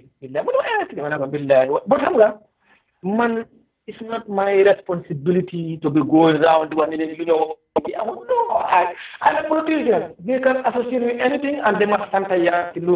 And man, I have nothing to do. Even so honest, we know UDP and Congress councillors for the Brikama. Because they have no Kudonwa, you know, as councillors of the Brikama, Mugano, City, and then people didn't want to kill her, they're not offices, I'm not Wallahi, okay, so amuloo dara pour def di Barrow Youth Movement léegi lan mooy yow ñene yaag Barrow seen maam yi ñoo bokk yéen a bokk seeni maam man bala ma ay 5 minutes la mena bala ma daaneel dina wax ne am lu ma bala xam nga Ismaël bi neexut waaw ñene yaag Barrow yéen a bokk seen maam so yow xanaa after bi nga defecté si nga door a xam ne yaa Barrow bokk maam well Mr. Diouf da nga déglu maybe you read it from the post yaa ngi la question bi waxoon naa loolu ma ne after bu ma I didn't know you I told you moo doon wax about bu ma doon meeting bi ma gis ko sama benn maam xamoon ne sama dafa ko Barrow bi after loolu man ma jógee nga tuye ne ci la fa waxoon naa ko sa record during the interview lu ma wax mu ne waxoon naa man léegi man Seedy Njie foog na demoon na ba ma màcc ci youth politics and also politics in mag yi so foog na léegi foog ma ne dama man dina delluwaat di dem ci youth yi ak yenn bi dugg ci génn di show wala ci youth bi forcé I think I either go and sit in my house dara ma def loolu but you can associate me with that mimi am lu bon mun naa laa yekkal ci ndëgg xaj waaye lu bon mooy ma fekk la ngay lekk okay lan mooy sa position with President yow are you loyal to is Seedy bi nga defecté did you join UDP or President Barrow? I you know sometimes also you do research when you interview somebody. I said I am President Barrow 100% and I support the coalition government 100%. Seedy suma defutoon research duma la laaj li ma la laaj ni I'm asking you a lot of things I'm giving you cue is for not for me. I can guarantee you. I am a keen follower of anything Seedy Njie. Balal ma rek. I'm a keen follower of anything Seedy Njie. Li ma la laaj yàlla xam na ne du pour man. It's for my audience. Okay. It's for my audience. Because I never had an interview with you. I listen anything Seedy Njie, whether luñ bindala, whether natal la, whether luñ record la, man, I am a keen follower of that. Ma xamal la ko tay. So just for the record. So I see a lot of things, positive or negative nak. So lima la laaj yep is based on a combination of all the things that I see. Ma bëgg nga clarify ko suñ déglu kat yi ak suñ seetaan kat yi. Yow Seedy Njie, because ñi ñoo déglu fii ñu bari maybe gisuñ sa previous interviews. We have our following. So moo tax ma la laaj loolu. Waaw Seedy Njie Barrow nga pay allegiance to ndax UDP. Mr. Yusuf Hanala, Dulima Timis and Gambian okay. I am Barrow 100% and support the coalition 100%. I belong to no political party. Belong to any political party. Why President Barrow bu yàggut am na leak audio bu génn moom mu ngi wax ne moom UDP la, Vice President UDP la, Speaker of the House UDP la. So if you are loyal to Barrow, is Barrow UDP or is anything going on here? You said President Barrow. You're talking about somebody, not Seedy Njie. Seedy Njie said he belongs to no political party, Mr. Diouf. Okay. Ban role nga am ci Barrow? You are loyal to Barrow and the like. Ban role nga am? I have no role. I am only a citizen who is loyal to my president. And so my you government are not officially amulo ben official position with the Gambia government. Gambia government nekulo under any payroll.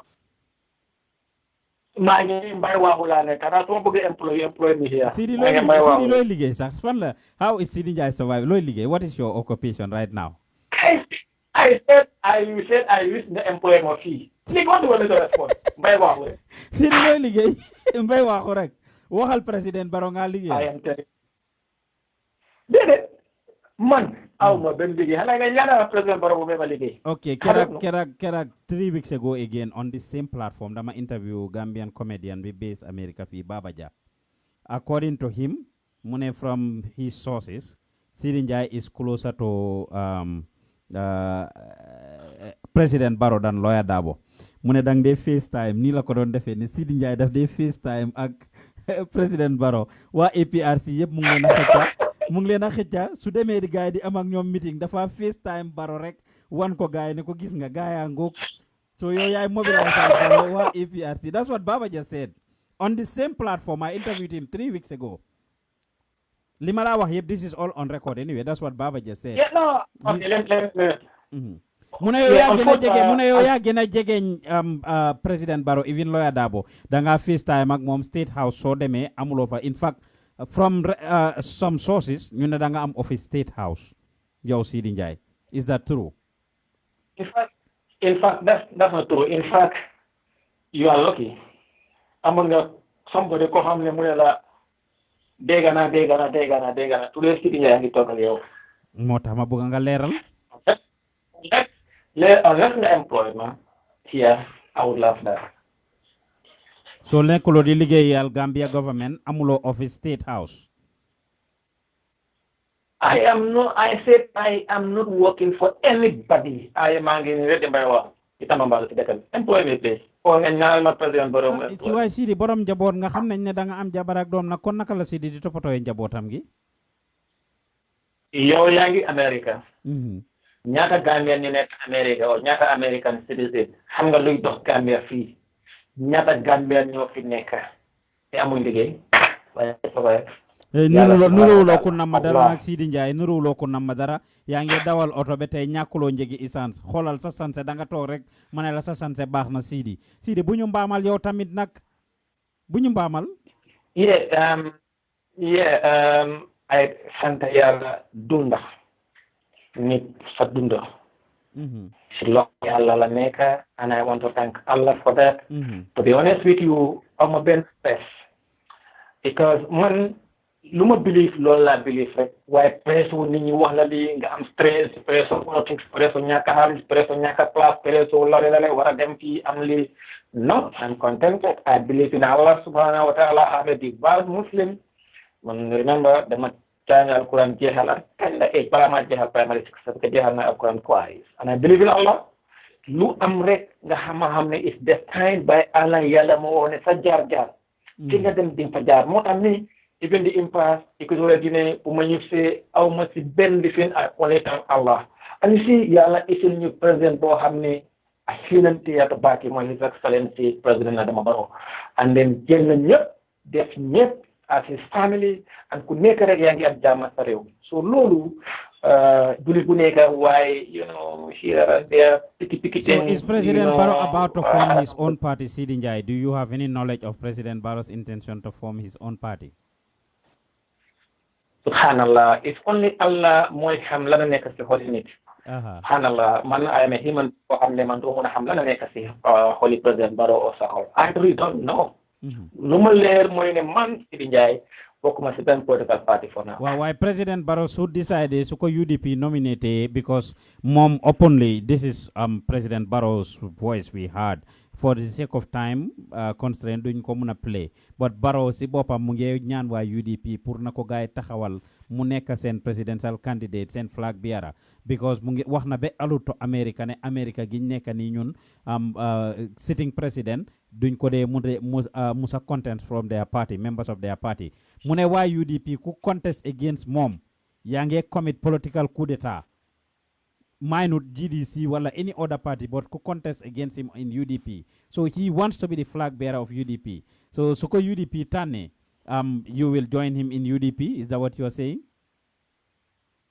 même 2 minutes or 3 minutes dama bëgg a def some only a small opinion ci loolu ma respond or mun na respond first okay let me say this for now how man nit form na party form a party dana belong to party or not to party for now lu ma leer inshallah mooy ne bokk ma si benn political party for now te inshallah yàlla rek a xam la ëllëg lana xew ëllëg yàlla rek a ko xam et lu ma wax mooy ne man ma personal opinion foog naa ne His Excellency President Adama Barrow member la UDP 1996 beren te jamono ju tollu nii foofu la nekkoon moom ñoo His Excellency Ousainou Darboe moo nekkoon seen party leader President Barrow ak ñeneen nekk ndaw yoo xam ne ndaw yu xaral nañ ndawi vice président Ousainou Darboe la ba yàlla def in April 2016 they were incarcerated in the jail. President Barrow in September, who flag bearer of the UDP, the leadership of the party, who contest on the coalition, who win. Why not have nañ wante de ñu bay xam nga ku nekk am na opinion te ku nekk man respect na ku nekk opinion nañ bay waxi kala yooyu noonu président Barrow de UDP président Barrow UDP la man suma gis-gis foog naa ne nañu la ñu wax mooy ne am na luy xew léegi ñu ngi wax ne dis UDP Barrow kam Darboe kam man foog naa ne man Seedy Njie comme nu ma ne analyse politics interest UDP mooy na ñoom yëpp ñu nekk a bloc ñu nekk a benn a formidable force Barrow kam Darboe kam ñu reconcile ñu nekk together su dee am na ñu nekk benn bloc man loolu xew président Barrow win UDP ñi nga xam ne ñun suñ nguur gi ñun ñoo leen tëjoon ñoom yëpp président Barrow ñëw génne kaso. Most of them he employed them. His Excellency Usenu Mukunda Darboe Mujoko Foreign Service. Many positions, ministerial positions, ambassadorial positions, but also the Speaker of the National Assembly, and also in government executive positions. So loolu la bi jamono ci tollu ni su dee UDP dégg naa ne sama doom tànk ñu ngi wax waaye su dee dañ xam the dynamics of politics dañu war a naxante ak président Barrow ñoom yëpp ñu nekk benn. So yow gomuloo ne division am na foofu parce que Birkama lifin biñ kan suma opinion man suma personal opinion laay wax. Waaw mooy ne man su dee man ma nekkoon Seydou Darboe suma political son bu nekk a président billahi wallahi benn minute laay régler all the division. I'm going to talk to my political son woon ko ne man 20 years maa ngi ut mënuma nekk buur 3 months nga ñëw nga nekk buur nga def ma lii nga may ma lii nga kereel ma nga def ma vice président te ma bugga suñu parti bi mu sax fii élection buy ñëw nga win pour nga mun a enjoy an office of a former president because for you to enjoy that benefit you must have 10 years. Man sa godfather dina bàyyi the leadership of the party ma jox la ko nga continuer parti bi continuer soo fa bàyyee ko beneen ndaw ñëw jëlaat parti bi and I will call an executive meeting ma wax ma xelal ko suma executive ma leen that's my position and then ma order a press conference ma wax and ma urge every UDP supporter who believe in me or believe in President Barrow nañ come together and rally behind in fact mën nañ ko def as a chairman or a life president of the UDP and then keneen ki nekk di leader of the party su boobaa Barrow am 10 years am Barrow randu beneen ndawi UDP ñëw fekk consolidate nañ seen support day continue and then I will tell President Barrow ne man sa godfather maa ngi la wax ne try to vigorously explore a country of national reconciliation and unity. Remember, United Nations, ECOWAS, African Union, and EU sent interest from them. Then there was an African continent, there was some push and pull to near collide. It will be the national interest in UDP, both Darboe and Barrow and their camp, 100% numbers. While if they are divided, half fallen, when it is protracted, they can go to somewhere else. And then you encourage President Barrow, you engage the UDP, the EDC, APRC, DOI, they are standing on the tent, members of the diaspora, the intellectual and the civil society, so that the Muna add of numbers to UDP, the UDP will grow bigger. Then even if they are going there 50% plus in the constitution, so you know the election, so that they are so many. They don't want to say they want to be the coalition. The only thing they don't want to coalition and put me what a so many young winner, we will be able to therefore you build a very formidable unity with the force of the reform. That is only in their interest. Besides that, if they want to divide, man, I am not part of the UDP. I am not the more can you want to say the UDP group be over because man, that is not my style. Why Barrow gis nañ ne waa UDP ñu bari lately, especially on social media, ñu ko jiñ ne okay, he's not even a member of the UDP, and for certain he resigned from UDP bi moo taxaw under the coalition. So ñu ngi wax ne dafa need pour reapply for membership and everything before he can be no Mr.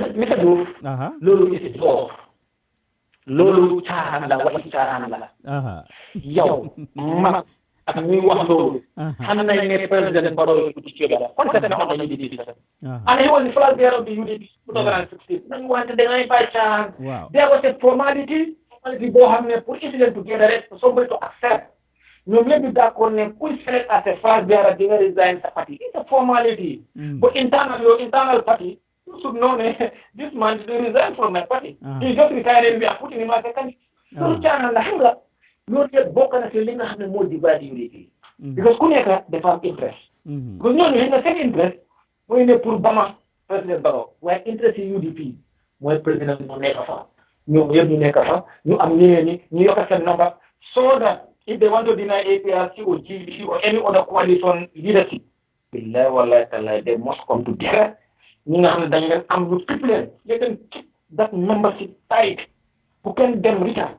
Then APRC, UDP, GDC, other parties, and they go for it. Kay nax leen bëgg a ñëw yokk what they have, then the number continues because so the election bu passé bi just a president so use the latest. Mayoral election be Banjul. About close to, I think 7,000 plus or 8,000 plus no cast their vote for the mayoral. And then the UDP got 2,000 plus. Wow. And like I say this, are they the majority or the minority? They are the majority. Why no majority? Why send separation be too many candidates? No. I mean the total number of votes were 7,000 plus. Wow. So 7,000 gene 2,000 plus. 5,000 more des lo lay wax ni I think we are on the same page ne ñom ñoy majority bi. That's the majority even though nañ ko jappa dem kay dem ñeneen di def ya dem look for them in preparation of the next election. You come to the here, they got 37%. Let them keep that 37%. The rest na gaay ut bobu nonu pour am 51%. Even ñaari candidate sax Banjul ñaari candidate sax suñ come together rek I mean dañ doon win Rohilo just two candidates suñ come together rek they might well legi you can agree with me that interest UDP could you come as a block and get other people. That's my opinion. Sa opinion bi am na solo waaye yow 3 years yi Barrow gi nga wax ni yow nga ñoo wax ay 10 years Seedy Njie yow Barrow d'accord fi 3 years Seedy Njie nga ñoo wax waxi 10 years yow tamit nag 3 years la Barrow d'accord roon di ak coalition bi di well you know coalition bi buñ doon dem dañ doon dem sometimes for convenience marriage of convenience wow ñeneen ñi sake of formalities. They were some of them were in sure that they will win or not. The objective was just to bring Gambians together. More than somebody signed for 3 years. But every Gambian knew the constitution will do them election. We are going to elect a president for a term of 5 years. Lena, so buge man so my president so buge muna resign lady then vice president be. Luwa Gambia Lungwa man suma resign lady as a president. In my first year, my vice president, the father take over as a president who complete the next 4 years, we never 5 years. 5 years. It's a 5 years. Wow. Now, remember there was I don't know what they got. Remember, only Amanda was a member of parliament. Young father Kulus. How about Uncle Father? Wow. But my hangane luso na nyako na pala sambi. Wow. Hangane then form a coalition. You form a party. National Association Democrats and Development Not wow. NRP more than electron. You buy NRP, then the Benin party, even though you don't agree, it's an agreement. What happened? The constitution prevailed with supremacy under section 4. They lose their seats. Some of them so they didn't know. So you see, it's not about Manluma Buga or the president. There were no one in the Bugon rek mo ya jamegi na ñom lo rek lañ gisoon bi ko def. So they not like this. Then the president of the constitution be money. An elected president of the Gambia shall serve for a term of 5 years. Unelected after your election. Whatever agreement you have, gentleman or whatever, is between you and that. After your election, there you are elected. You shall serve a term of 5 years. However, some of them will tell you, come to my work, so buge. But bring that so before they resign now so buge. The vice president will continue at time. So buge. The same constitution, because then okay, they can go to the National Assembly and amend that law or put up another law. The same constitution, that one is entrenched. nobody shall defar loi boo xam ne dafa put a citizen of the Gambia to a disadvantage, either his position or his profession or otherwise. So even though, so the man as the president of the Gambia, then they don't put a loi boo xam ne dina tax the man forcément resign. Loi boobu doon dox dafa nekk ultra vires dafa nekk beyond that, and then loolu benn loi suñ ko defaree fañ sa nekk député defar seen loi without my consent ne man maa teebul loolu Supreme Court dañ ko squash. So gis nga léegi lu tànnee si war a mooy ne nañ booloo su dee da nga bugg a président Barrow nga support ko mu sail through. Su dee tamit you are an opponent of President Barrow, you want to win, there is organizing party prepare election for 2021 pour ngeen génne fa President Barrow through the ballot. So yow gom nga ne President Barrow dina has another chance. Gambians love President Barrow. If he contests again, whether under UDP or whether his own party, he's going to win. So they may say, I'm not going to APRC, UDP, GEC, independent. Barrow, I'm not support across political parties. So let them manage that, manage their UDP, open genuinely, bring them, and then they move forward. In the instance that Lawyer Darboe and the UDP still insist and don't want Barrow to be their flag bearer, what do you think is going to happen? And this is your personal opinion. What do you think is going to happen? My personal opinion, I wouldn't want to speculate. Man, do they speculate? Do they analyze more? In the interest of the UDP, Barrow come, Darboe come. That's my opinion. Well, okay, do you believe that right now there is a Barrow come and a Darboe come? Well, that's what we saw in Brikama, and we are seeing on the papers. Can they go na President Barrow? His Excellency Lawyer Darboe. But Nini Lola Nekadiwa. Why Seedy Njie Barrow come la bokadi? Seedy Njie Barrow come la bokadi? Yo Barrow kam nga bokka yo wax nga ko outright ngene yo bokkulo ben political party yo Barrow kam nga bokka hanga kaminga wa dede waxuma hanga kaminga wa is UDP ngene UDP am nañ Barrow kam Darboe kam man bokkuma UDP mon limo wax moy man Seedy Njie I am President Barrow 100%. I support the coalition government 100%. And I am loyal. With all seriousness, though, when political analysts, some political analysts or people, especially on social media, make comments, they especially when Barrow made a cabinet reshuffle, when he did a cabinet reshuffle, Barrow is trying to be strategic here. Dafa jël Darboe def ko vice president to pin him down pour tek ko ben place nga xamne movement am du bareti nonu. You talk about the ministerial positions, key positions ci fa nekkon, foreign affairs is important, is key. Mu gene ko fa def fa membre, of course APRC ñeneen sax ñu ne Seedy Njie la ñu ne amon na Seedy Njie ba pare ñetta nako cousinam la, they are good together. So am na Seedy Njie on the side, on the face of the thing. A lot of APRC supporters Seedy Njie dina ko mobilize, and of course youth Seedy Njie also get his back on the youths as well. Indi na membre def ko felenele in the youth and sports mu def fa nitam, foreign affairs of course mu def fa tangara, finance mu def fa kini, local government. So these are key positions yo xamne bim defé cabinet reshuffle be def fa ay nit ñu ne that's a strategic move on Barrow's side to actually use you and those people to actually be able to form his own political party. That's how some people analyze it. What's your take? They entitled their opinion. Let me set the record straight. Barrow have never intended using me. Mustawa Haman, Gizmo Lulu Simon, to use to form a political party. How much I never form a political party? If you are privy to information about Hamne, how much? I'm very glad so that Darboe, the silence or other people. My opinion, on this morning, I think it's because of President Barrow accept Nani. His Excellency Lawyer Darboe is his political father.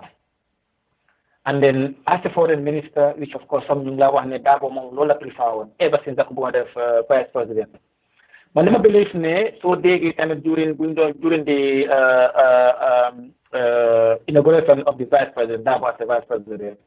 I don't believe that could elevate from being a minister to the vice president, in fact, he's head of cabinet. For him, with his experience, so on interview man with Darboe's experience, will be able to mold and guide not only President Barrow but cabinet and the government, for President Barrow and his government to be able to achieve and to be equal to the task that Gambian assigned. So man, lolu moy sama opinion. Waxa nga fo dem rek dañ di am ñoo xamne dañ di yaxakat lañ. Motax nga dégg ñu ñëw lañ ko bu ko fele ñi di silent. Now the elevate in terms of authority in the country as number 2 next to him.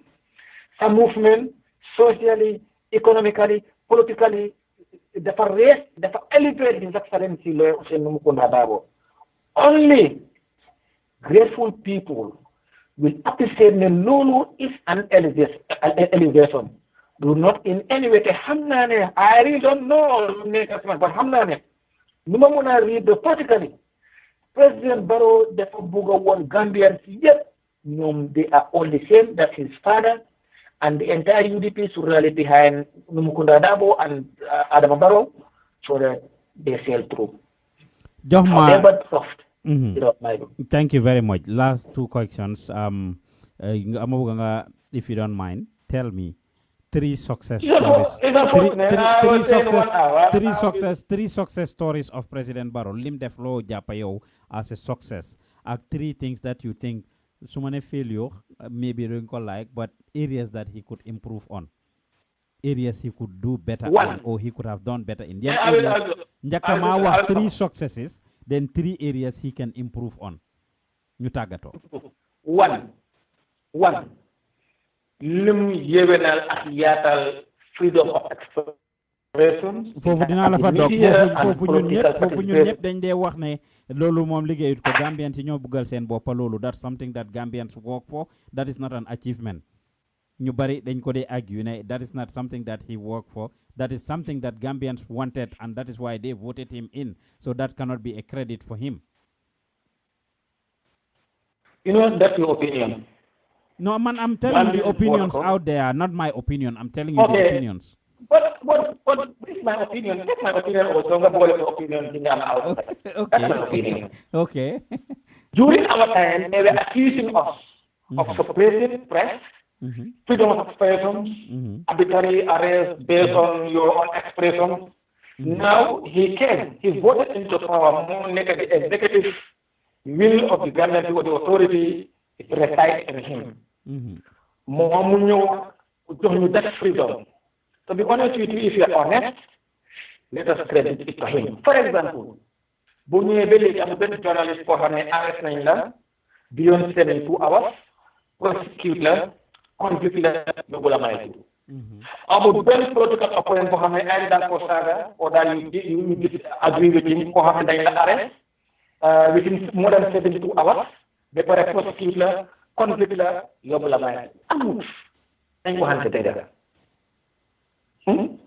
We have now seen the proliferation of media houses and also online opinionated individuals. So let's stop. 1. 2. Reform of the civil service. We have had His Excellency President Barrow intends to increase. We have just had that on the news before coming. That is going to increase salary by 50% come January. MashaAllah. That's an improvement. Why defa guñ ko lu def ba pare la ngeen ñu ne in January loolu defa guñ ko di. No, because there was a process. There was a process, reform process. Because by now that loolu from that there's a lot of underground work, assessment, go and look for the money. Remember, we don't have the money. Go and look for the money. You know, that's the part. Because they announce, just announce, they're just looking for the money. You know, already you have the money. 3. 3. In strengthening institutions. Strengthening institutions. We have sent out the government and your own report. Why court be rejected? That means institutional building institutions. Dinga dégg sax government official, the fact also to condemn government or certain institutions in the own, so those sentient industries. Number 4, no hamne munga wax ne jotut waaye am na already.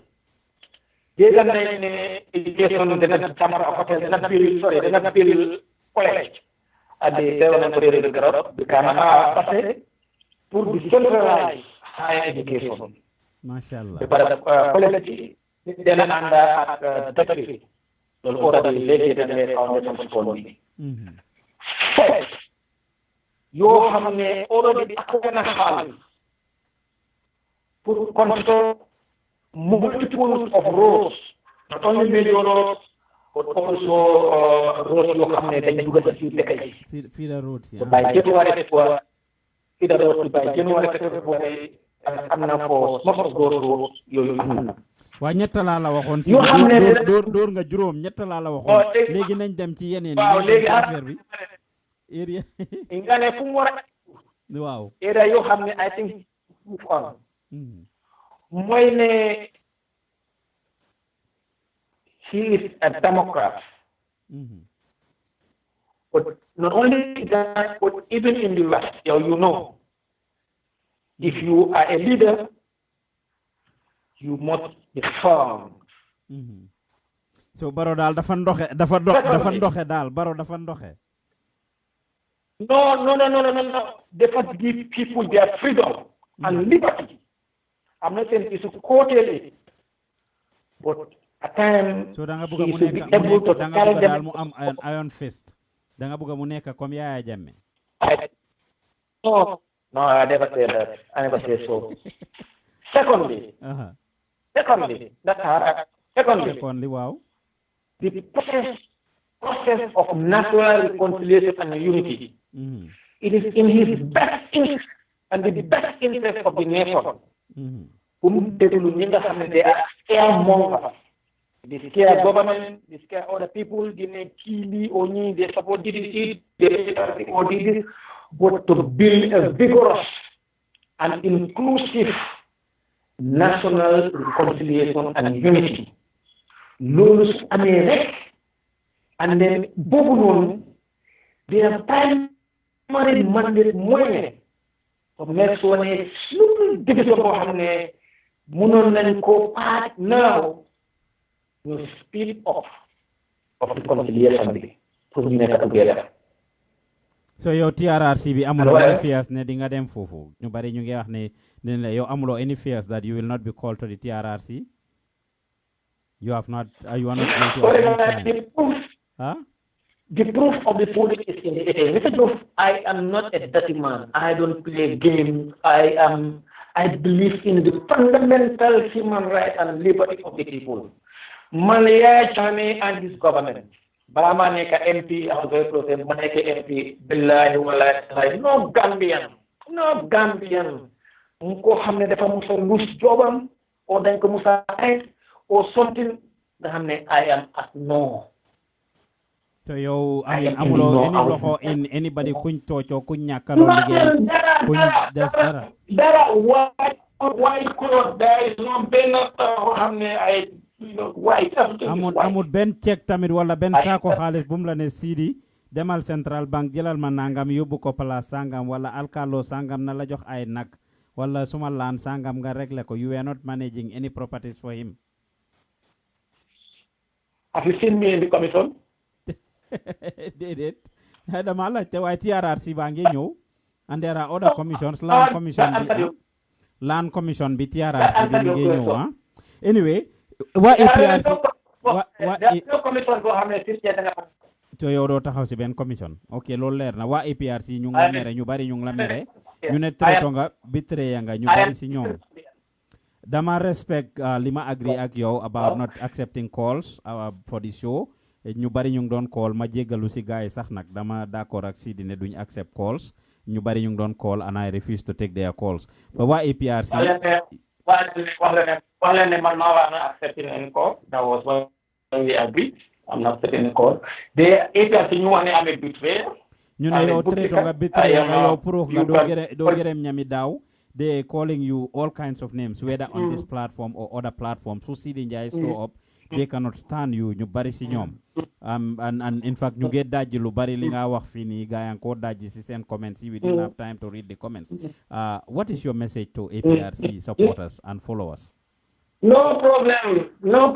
Let them enjoy the democracy and the freedom of expressions under President Barrow. Let them enjoy it. They can say whatever they want and to their opinion. But if man Seedy Njie looks at APRC, they must have taken no hamne.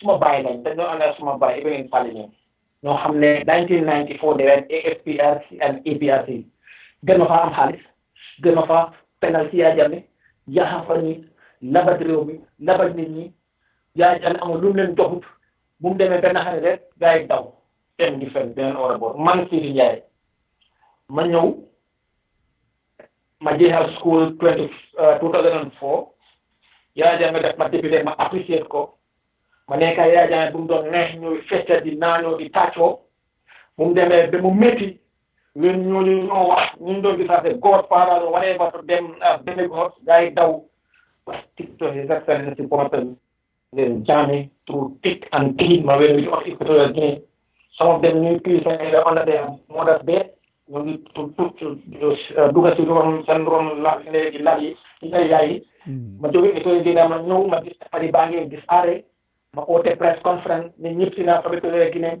parti bi dañ ko ri def ko introvert Poutine ma organise meeting ñooñu yëpp ñu ragal ñooñu yëpp ñuy wax ni some of them maybe gars yi daw ñëw boo xam ne parti bi nekk right Poutine some of them based on tribalism or based on whatever moo tax they are still following us they were never following us some of them they were insulting Jammeh and the APRC on T27 they became members of them now that man ma gis ma on bread suma own blood direct President Barrow and appreciate ma dem di ko support ñu ne amee traitor amee betrayer I am a bootlicker I am what I lost those name mashallah alhamdulillah I am done. Waaye ñu ne yow yaa nekk di mobilize al gars yi di waa APRC you are the one bringing them for Barrow. Baba Jah mu ne dang dee FaceTime ak Barrow di ko wan gars yi here are the numbers. xam ne mun naa la pas koo xam ne ay nga waa APRC yaa ngi beneen parti bokkuloo si benn parti bi la wala su ma la munee convince ici la pour nga support président Barrow I will do it te danaa ko def si loolu laa nekk naa continuer di ko def te gis ne du whatever it takes ma gis ne his excellency président Barrow ni bugga nañ ko apprécier nañ ko dimbali nañ ko he is voted in for another term. So you are doing that though you are doing that yaa ngi indi waa APRC yaa ngi leen a fekk ko Barrow. Anybody who engage. If I know that you are not supporting the government, then I'll engage to support government. Well, but for the record, Yange Densiwa APRC, especially influential members. In fact, no, I'm not you even MA Bayo Yako Indi. I am going I don't know young Barrow, you will not for no yet, Mama, what are your children mind? No problem. Anybody. No, Damala, like, though, with all seriousness, did you do that? Did you do that? Are you the one behind MA Bus coming? No, MA Bus, you're born to Barrow. Engage people, let us support Barrow, and I'm engaging people and engaging everybody come home.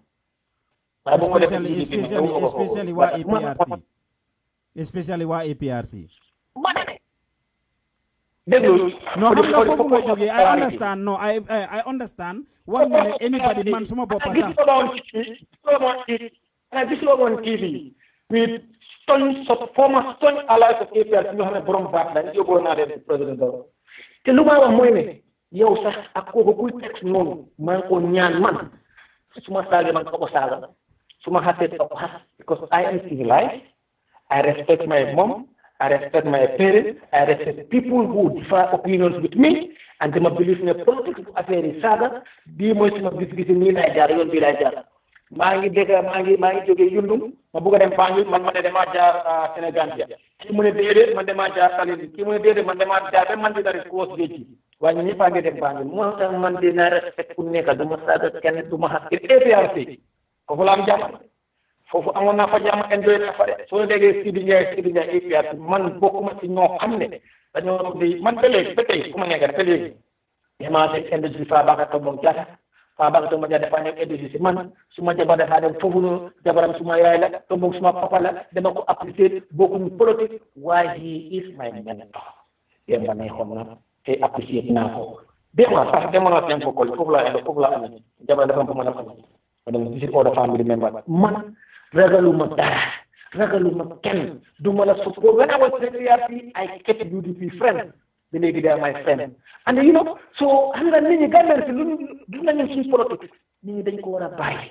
because man la fula I support the party and tola I support the party or you are to insult you bokku party loolu dañ ko war a bàyyi very good dañ ko war a bàyyi te allegation so si yow daal démb dama laaj Pa Modou Mbow ne ko Barrow su ko Gambien si jàppale sax du dem ndax suñ ko poussé mu ne Barrow daal la yaa dog du dem fenn so yow it APRC ma laaj la ndax APRC you think APRC is dead APRC suñ leen poussé sax taxut ñu tàkka in your view man I am very civilized yéen a woo su ma ko use in politics I'm very civilized I'm very civilized mais diplôme I can use certain words lu ma mooy ne man suma objectif mooy APRC mooy beneen parti képp koo xam ne du fa nekk rot ci leen ngeen jeex bu leen si président Barrow mooy man loolu la waaye yow APRC daal amuloo ci ñoom yaakaar jamono ji loolu tax nga leen a rocc moo tax nga leen fa amuloo ci ñoom yaakaar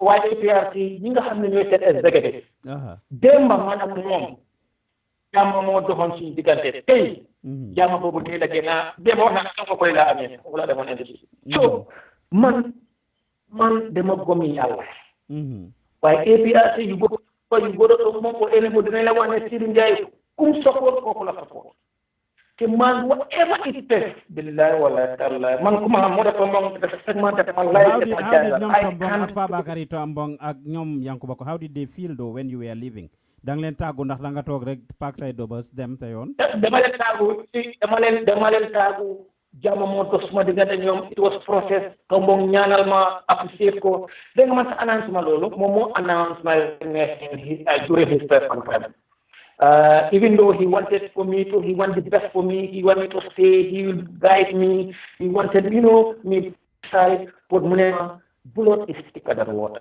I appreciated linga dapat APRC yep, press conference. Dak ma fa gërëm, ñaanal ma, ne man ko dewa, ma fa gërëm, ñaanal ma, comment ma, and wish ma all the best in the future endeavor with President Barrow. Last question to Mama Kande, I promise. Mama Kande, what's your take on Mama Kande? You tagato. Last question. Wax nañ ci APRC, wax nañ ci ñele Mama Kande la laaj GDC.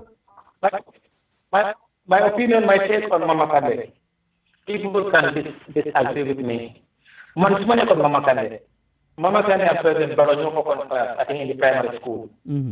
They are not only from the same region. By ñoom ñëpp a bàyyi ko benn constituency. They are very close.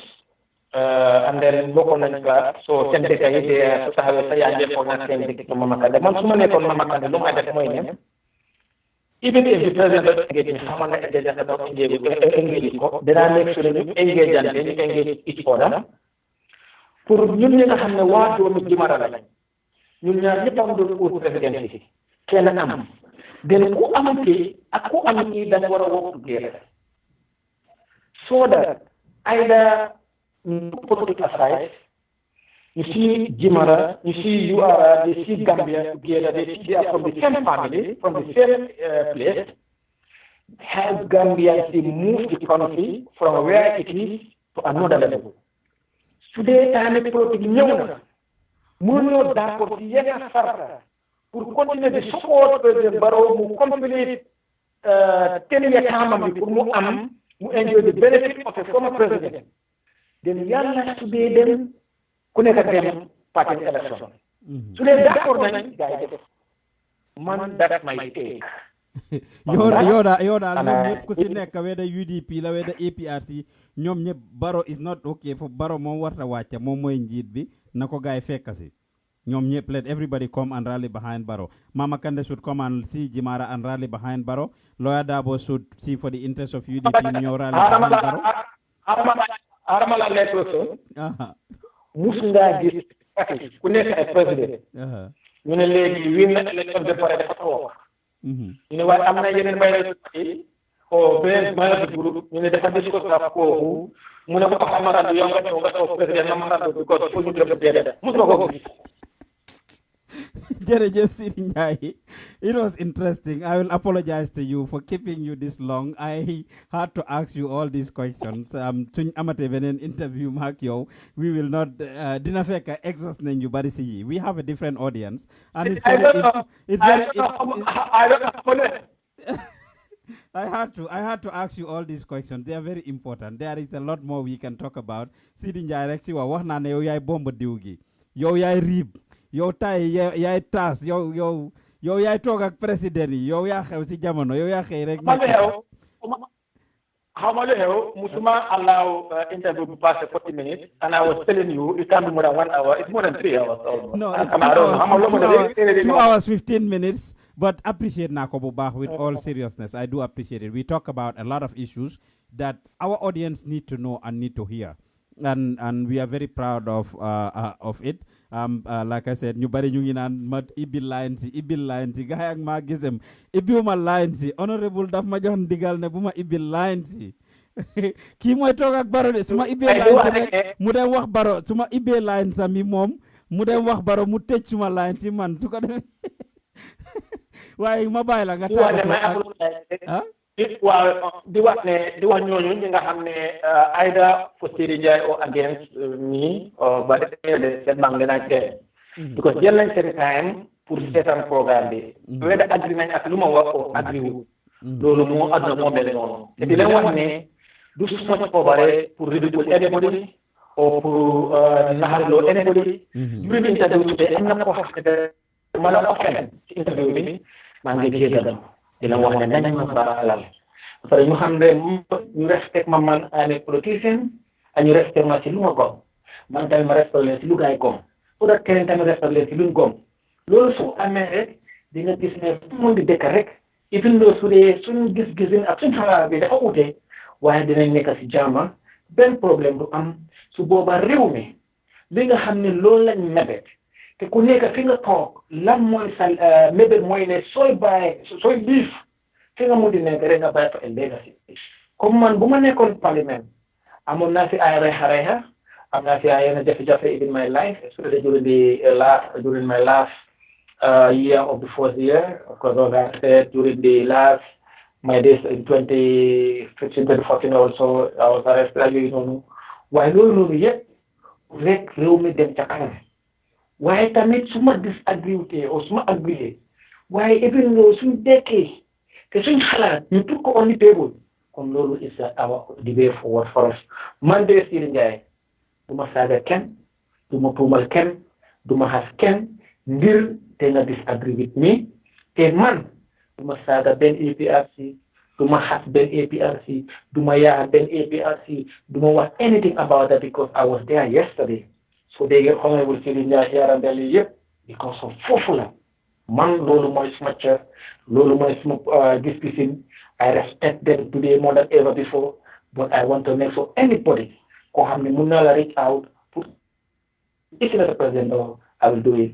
Thank you very much maa ngi because you are kind of very professional am na ñoo xam ne because gisa nit ki sooy def bul allow people carry you some people when you grant the interview others will be putting words into their mouths.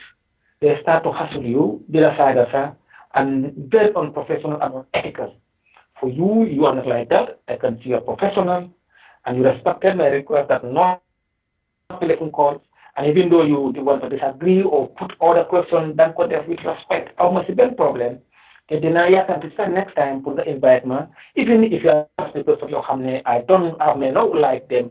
So because your maturity and you so the business so comported sa bopare lo buga laaj ni muna ko laaj njëkk ak tranga su la respondé ay da bugulo ko you can make a follow up question muna la jotal and you see I was saying 1 hour but because of your behavior ma allow la more than this. I want to thank you sincerely mangagren and then keep it up ma ngeen ñaan yàlla bés boo xam ne di nga mën a am sa on télévision loolu la lay ñaanal so that da mën a employ more young people And then Sagai most of the programs that I struggle, so Tamba he's disturbing me and other people, they trying to interview with me, guy di daw di ñëw so loolu yëpp dafa nekk loo xam ne ku nekk rek fi nga yëngatu na ko def ba matcha so that ko suñu politique ka jërëjëf Seedy Njie pour for the record rek sa yaay ak Papi Barrow ñoo bokk ndey ak baay ngene seen ñaari maam ndax is that what the relationship is? déedéet man ak Barrow suñ ñaari maam yi ñoo bokk ndey ak baay. yow ak Barrow seen ñaari maam yi ku jur yaayi Barrow. waaw Demu Jibel moo jur yaayam. Aliou Jibel moo jur Papi Smufa. ñoom ñaar ñoo bokk ndey ak baay. waaw macha allah kon seen ñaari maam yi moom ak président Barrow ñoo bokk ndey ak baay te waaw so blood is thicker than water mu ne deret moo gën a diis ndox yéen a ko dégg ku koy honorable Seedy Njie face à face ni dañuy wax ne sometime xaraat balaa maa ko ñu leen di wax ne da nga def pour employment Barrow def la war a employ di mu ne leen man ku ma xam I believe in destiny with employment without employment billahi wallahi I will support my debt. I will support President Barrow billahi to the last ditch. Assalamu alaikum wa rahmatullah. Nene moji baba moji bungel bonata. Nene moji baba moji bungel bonata. Amna ku just send comment ne any president bu ñëwoon nit ding ko defal the same thing. Sunjata Keita of APRC mu ne president li nga wax ni ci Barrow keneen ku ñëwoon nit ding ko defal the same thing. It's unfortunate that we couldn't read your messages. I respect Sunjata. She knows that. And ku nekk is entitled to their opinion. Amul benn koo xam ne parti ñoo xam ne ba am ne approach ma. Let me say something for the record. Gis nga bu ma jógee Equatorial Guinea ma ñëw pour wax leen rek man lu mu wax I am not the type. Bu ma jógee Equatorial Guinea the current constituent chair of NRP Hamad. Ci wàllum suma yaay suma maam la ci wàllum suma papa la Farba Jallow. Kum support 1994 Beren APS kum support foofu you will win. And up to today, jamono jëm gis ma nekk mo jógee Equatorial Guinea moom and the current chief of Nyanija Ousseyn Dawda York and an opinion leaders they came from Nyanija to here came to my house ñu ne ñoom amul lu leen ici dana fi honorable Hamad and the other people other coalition partners ñoom because jama du ma nekkaloon ak waa Nyanija and my liggéey and bringing people together and the respect I have ñu ne ñoom dañ ma bëgg a jël génne APRC Madam Tao on the NRP or UDP, any party in the party of Bumabura, order. Ninesu Ame, no Wilman, my basic nomination, my job combo, Madam nomination, Janjabure, my nephew come on my in the campaign. That's the only way they knew I will win. Because no man at Yom soon hard work, Yom is my parent, no may this elect, then you win. Billahi, that's what they did, I'm smart careful. Manako, wow, Hamna, Yen Poland maker. It mooy win soo fa nekkee dama win soo fa nekkul nag duma win waaye ngeen baalal ma man duma nit koo xam ne because of wóoli man lu ma believe loolu laa believe I am going for APRC. At this question you ask them you can go and ask them we went to manager even during the campaign process top on this one while there are lots of consultations when they did it after bu ma lose again, the same channel that we said, I said no. You know, I'm a multi-millionaire Gambian, millionaire. Of course, with that. Somebody also a millionaire in Senegal and in the US. Equatorial Guinea, they approached me. When I done for man Bumataho APRC, Matao independent, guys sponsor me. So a lot of money and material because they want me to go to Parliament. From there, then I form a political party. I refuse. After people lose, they are happy. That lose now, they muna by APS, they come back again. You please convince my party. And there are many people, but my buy. And there's some, with all those things, I'm just trying to respond to key. and lu ma wax dafa am nga sontal secret waaye ni ko lu nekk rek dama dee mention. That's the reason why I named Faraba Jallow, our current chief and opinion leaders, bu ñëwee ma mention ne for them to go and find out. So nekkoon because of position, I know Nyanija, ñun fuñ support rek loolu mooy win. And I knew I was not going to win. And my jaba to my wife I told her, even election day, man doon na dafa ñu ma ne gaay ki di xam na ne du win. But because I know why?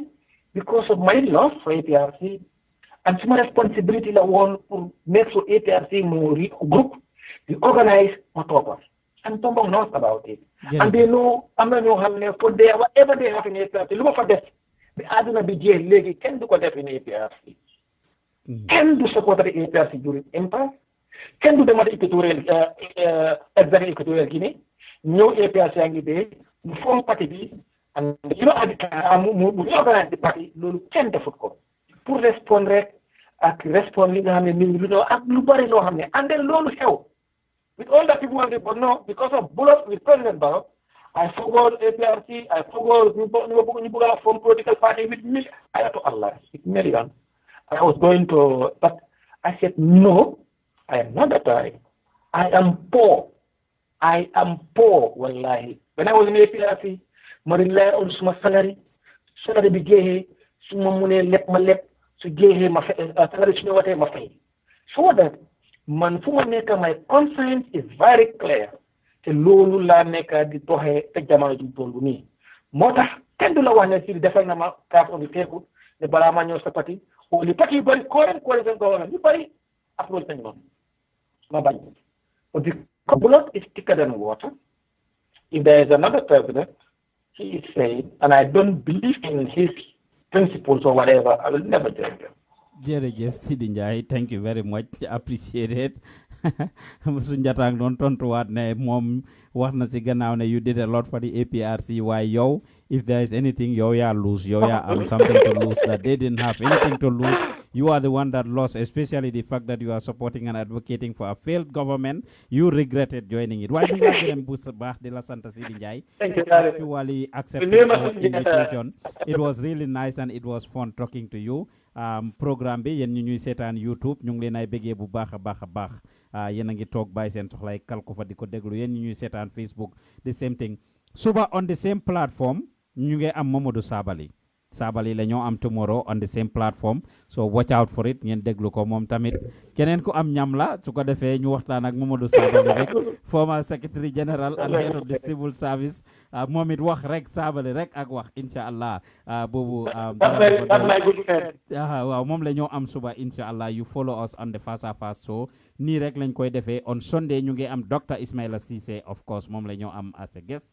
on the Lutax Gambia du dem show ngeen toppa ñu follow ñu suñ programme si nga xam ne ñu ngi leen a present from Gambia ak yi ñoo present from abroad Lutax Gambia du dem show ak every other programme di leen ñaax nag yéen ñuy toppa next to your comment button subscribe to the Gambian Talents TV. For just $5 a month, you will be able to enjoy all these exclusive interviews. Ñu ngi leen na ñaax ngeen jàppale ñu ndax gis ngeen ko Seedy ba jamono ji mu ngi si suñ office bi in the Gambia is 8 o'clock in Gambia. I have the team there, young dynamic young people that are supporting me throughout this process. I mean, we need to pay for the electricity, we need to pay for, the internet, we need to pay for the gadgets that are there that they are using, and everything else loo xam ne dañ ko soxla pour jënd ko pour dépasse ko ak pour mun a def programme si pour Seedy Njie mun a nekk Gambia ma nekk fii di am ak moom interview. Of course it is made possible by the team on the Gambia. maa ngi leen a gërëm ñoom ñëpp ci njiiti Fat Samba ak képp koo xam ne yaa ngi foofu noonu as a staff at the studio. To support Gambian Talents is very important. Through your support we'll be able to bring you all of these things.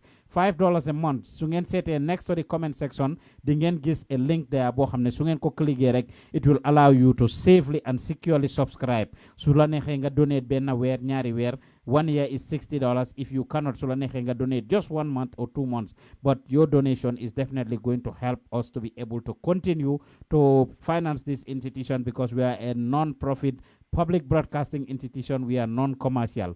Kula abal ay bod wax la fi nga xoolee bëgguñ pour rely on those things. We want to be yen ñi nga xam ne yéen a ñuy toppa. We want to be independent as much as possible. You are our followers. Support us. Support our cause. We have an internship program that we are running at this minute over there, supporting a lot of young people, providing them with employment, providing them with resources. ñu doon war a tambambalu si mbedd mi. It could be your family member. It could be your friend. Share this video. Du leen wàññi dara waaye dinañu yokk ñun ñu ngi leen ay bëggee di leen gërëm di leen santa face à face ngeen doon déglu ak Pa Ousmane Diouf ma jàkkaarloo nag former National Assembly member gars yi di ko jiiñ nag ñu ne moom mooy di shortest minister naka long serving minister of the Gambia jotuñoo àgg foofu maag moom time Yaya Jammeh Seedy Njie. Oh, let me just respond that. Let me respond that. am na ñoo xam ne they are ministers for 2 days, they are sworn in today, the following day they are removed. am na ñoo xam ne yes, am na ñoo xam ne 1 week, there are even ñoo xam ne they are social media critics, and I served as a minister for 11 days, and I'm proud. When you go to the old book, you will see my name there as a minister, and signing an old book, and this thing, and I'm proud of that. And I just want to say this,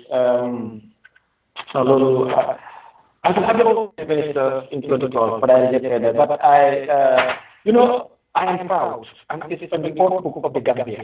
So that now, you will see my name there. I'm proud of that.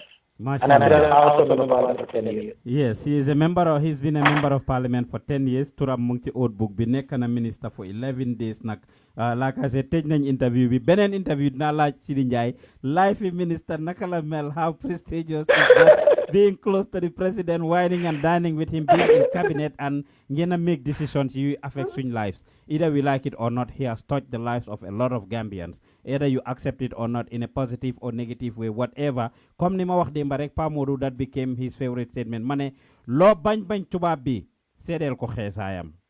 Lo bañ tubaab bi sédel ko xeesaayam. Seedy has definitely done a lot for the country. You can agree with him or disagree with him. Don't talk like invite anybody. But then we have mixed feelings. It's not our place to judge. We report the facts, bring you the people that you want to hear from. Ñu dégga ñi nga xam ne ñoo fekkee ñoo fa teewoon su ko defee ñu waxtaan ñu xam the facts. Démba bi maa def show bi lu tax Gambia du dem show ma wax loolu rek ma close. Am na lu ma news bu ma break ne leen amna schools yu nekk Gambia, from reports we get, that are actually asking young people, high schools, especially public schools, asking people pour ñu am a tablet or a smartphone pour ñu jëlee seen notes yi foofu, even some of their textbook electronic jamono ji nekk ni, which is very unfortunate. St. Peter's School, earlier today our reporter went there. The principal will not talk to us and authorize none of the teachers pour kenn si teachers yi bu mu wax ak ñun ak kenn si students yi bu mu wax ak ñun as well. Access to information in Gambia is very difficult. Suñ reporters yi biñ jógee foofu yaagut noonu, the principal will not talk to us. None of the teachers or the students could talk to us based on directives that they got. And loolu loo xam ne la dafa soxal askan bi, some families ñi nga xam ne they are victims or affected, ñooñu indil information boobu ñu ngi koo gestu. We will continue to do our best. Information is very scarce in Gambia. It's very tough to get. So ñu ngi leen a ñaax ngeen jàppale platform bi su ko defee ñu mun leen a indil the quality information that you need in order to take the institution forward. ñu ngi leen ay bëggee di leen gërëm leen santa suba ngeen déglu ñu ak Mamadou Sabally face à face la woon jógee fii ci Gambian Talents TV. Pa Ousmane Diouf nekkaloon leen ci gannaaw microphone bi. Thanks to our YouTube listeners, thanks to our Facebook listeners, ñi ñuy déglu ci WhatsApp bi, suñ soppe yu ci Gambia ak ñi nekk ci ñeneenti ko ñi àdduna penku xarpu ngopp wala ngalandu yëpp ñu ngi leen ay bëggee. Until we come your way next time, do leen fàtte to like our Facebook page Gambian Talents Promotion, suñ YouTube channel bi Gambian Talents ak suñ Instagram, Twitter or Snapchat accounts Gambian Talents Promotion. ñu ngi leen ay bëggee ba beneen jamono, jërë ngeen jëf.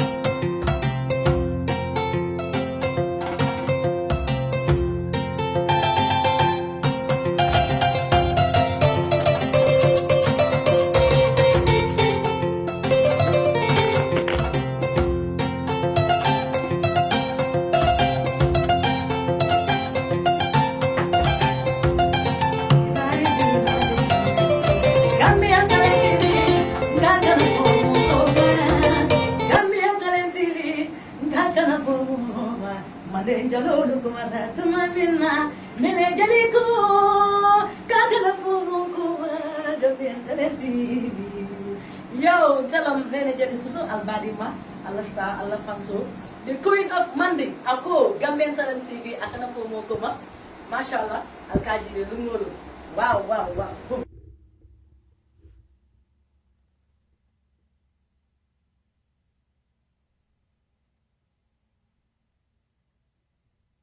la kanole dun sana nyinyala koni ala dalo dun tana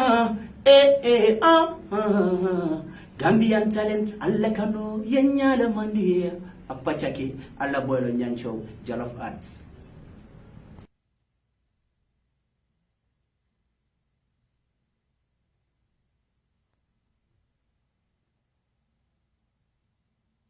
Nega gesen yang ngonje mamoy ngodoy julolo fennega gesen yang ngonje mamoy fonde ma foy dindin faloli minni bali dun ni sanyoti lole boyda dindin ifulanti yang Gambia talent promotional fulanti yang itolle be jambe nyaato Gambia talent promotion mun tolle tati alingi makoy e ka Gambia la londo le pousse nyaato niamoy Gambia talent promotion wala mandi ka kamala ka Gambia la londo sama nyaato ay wule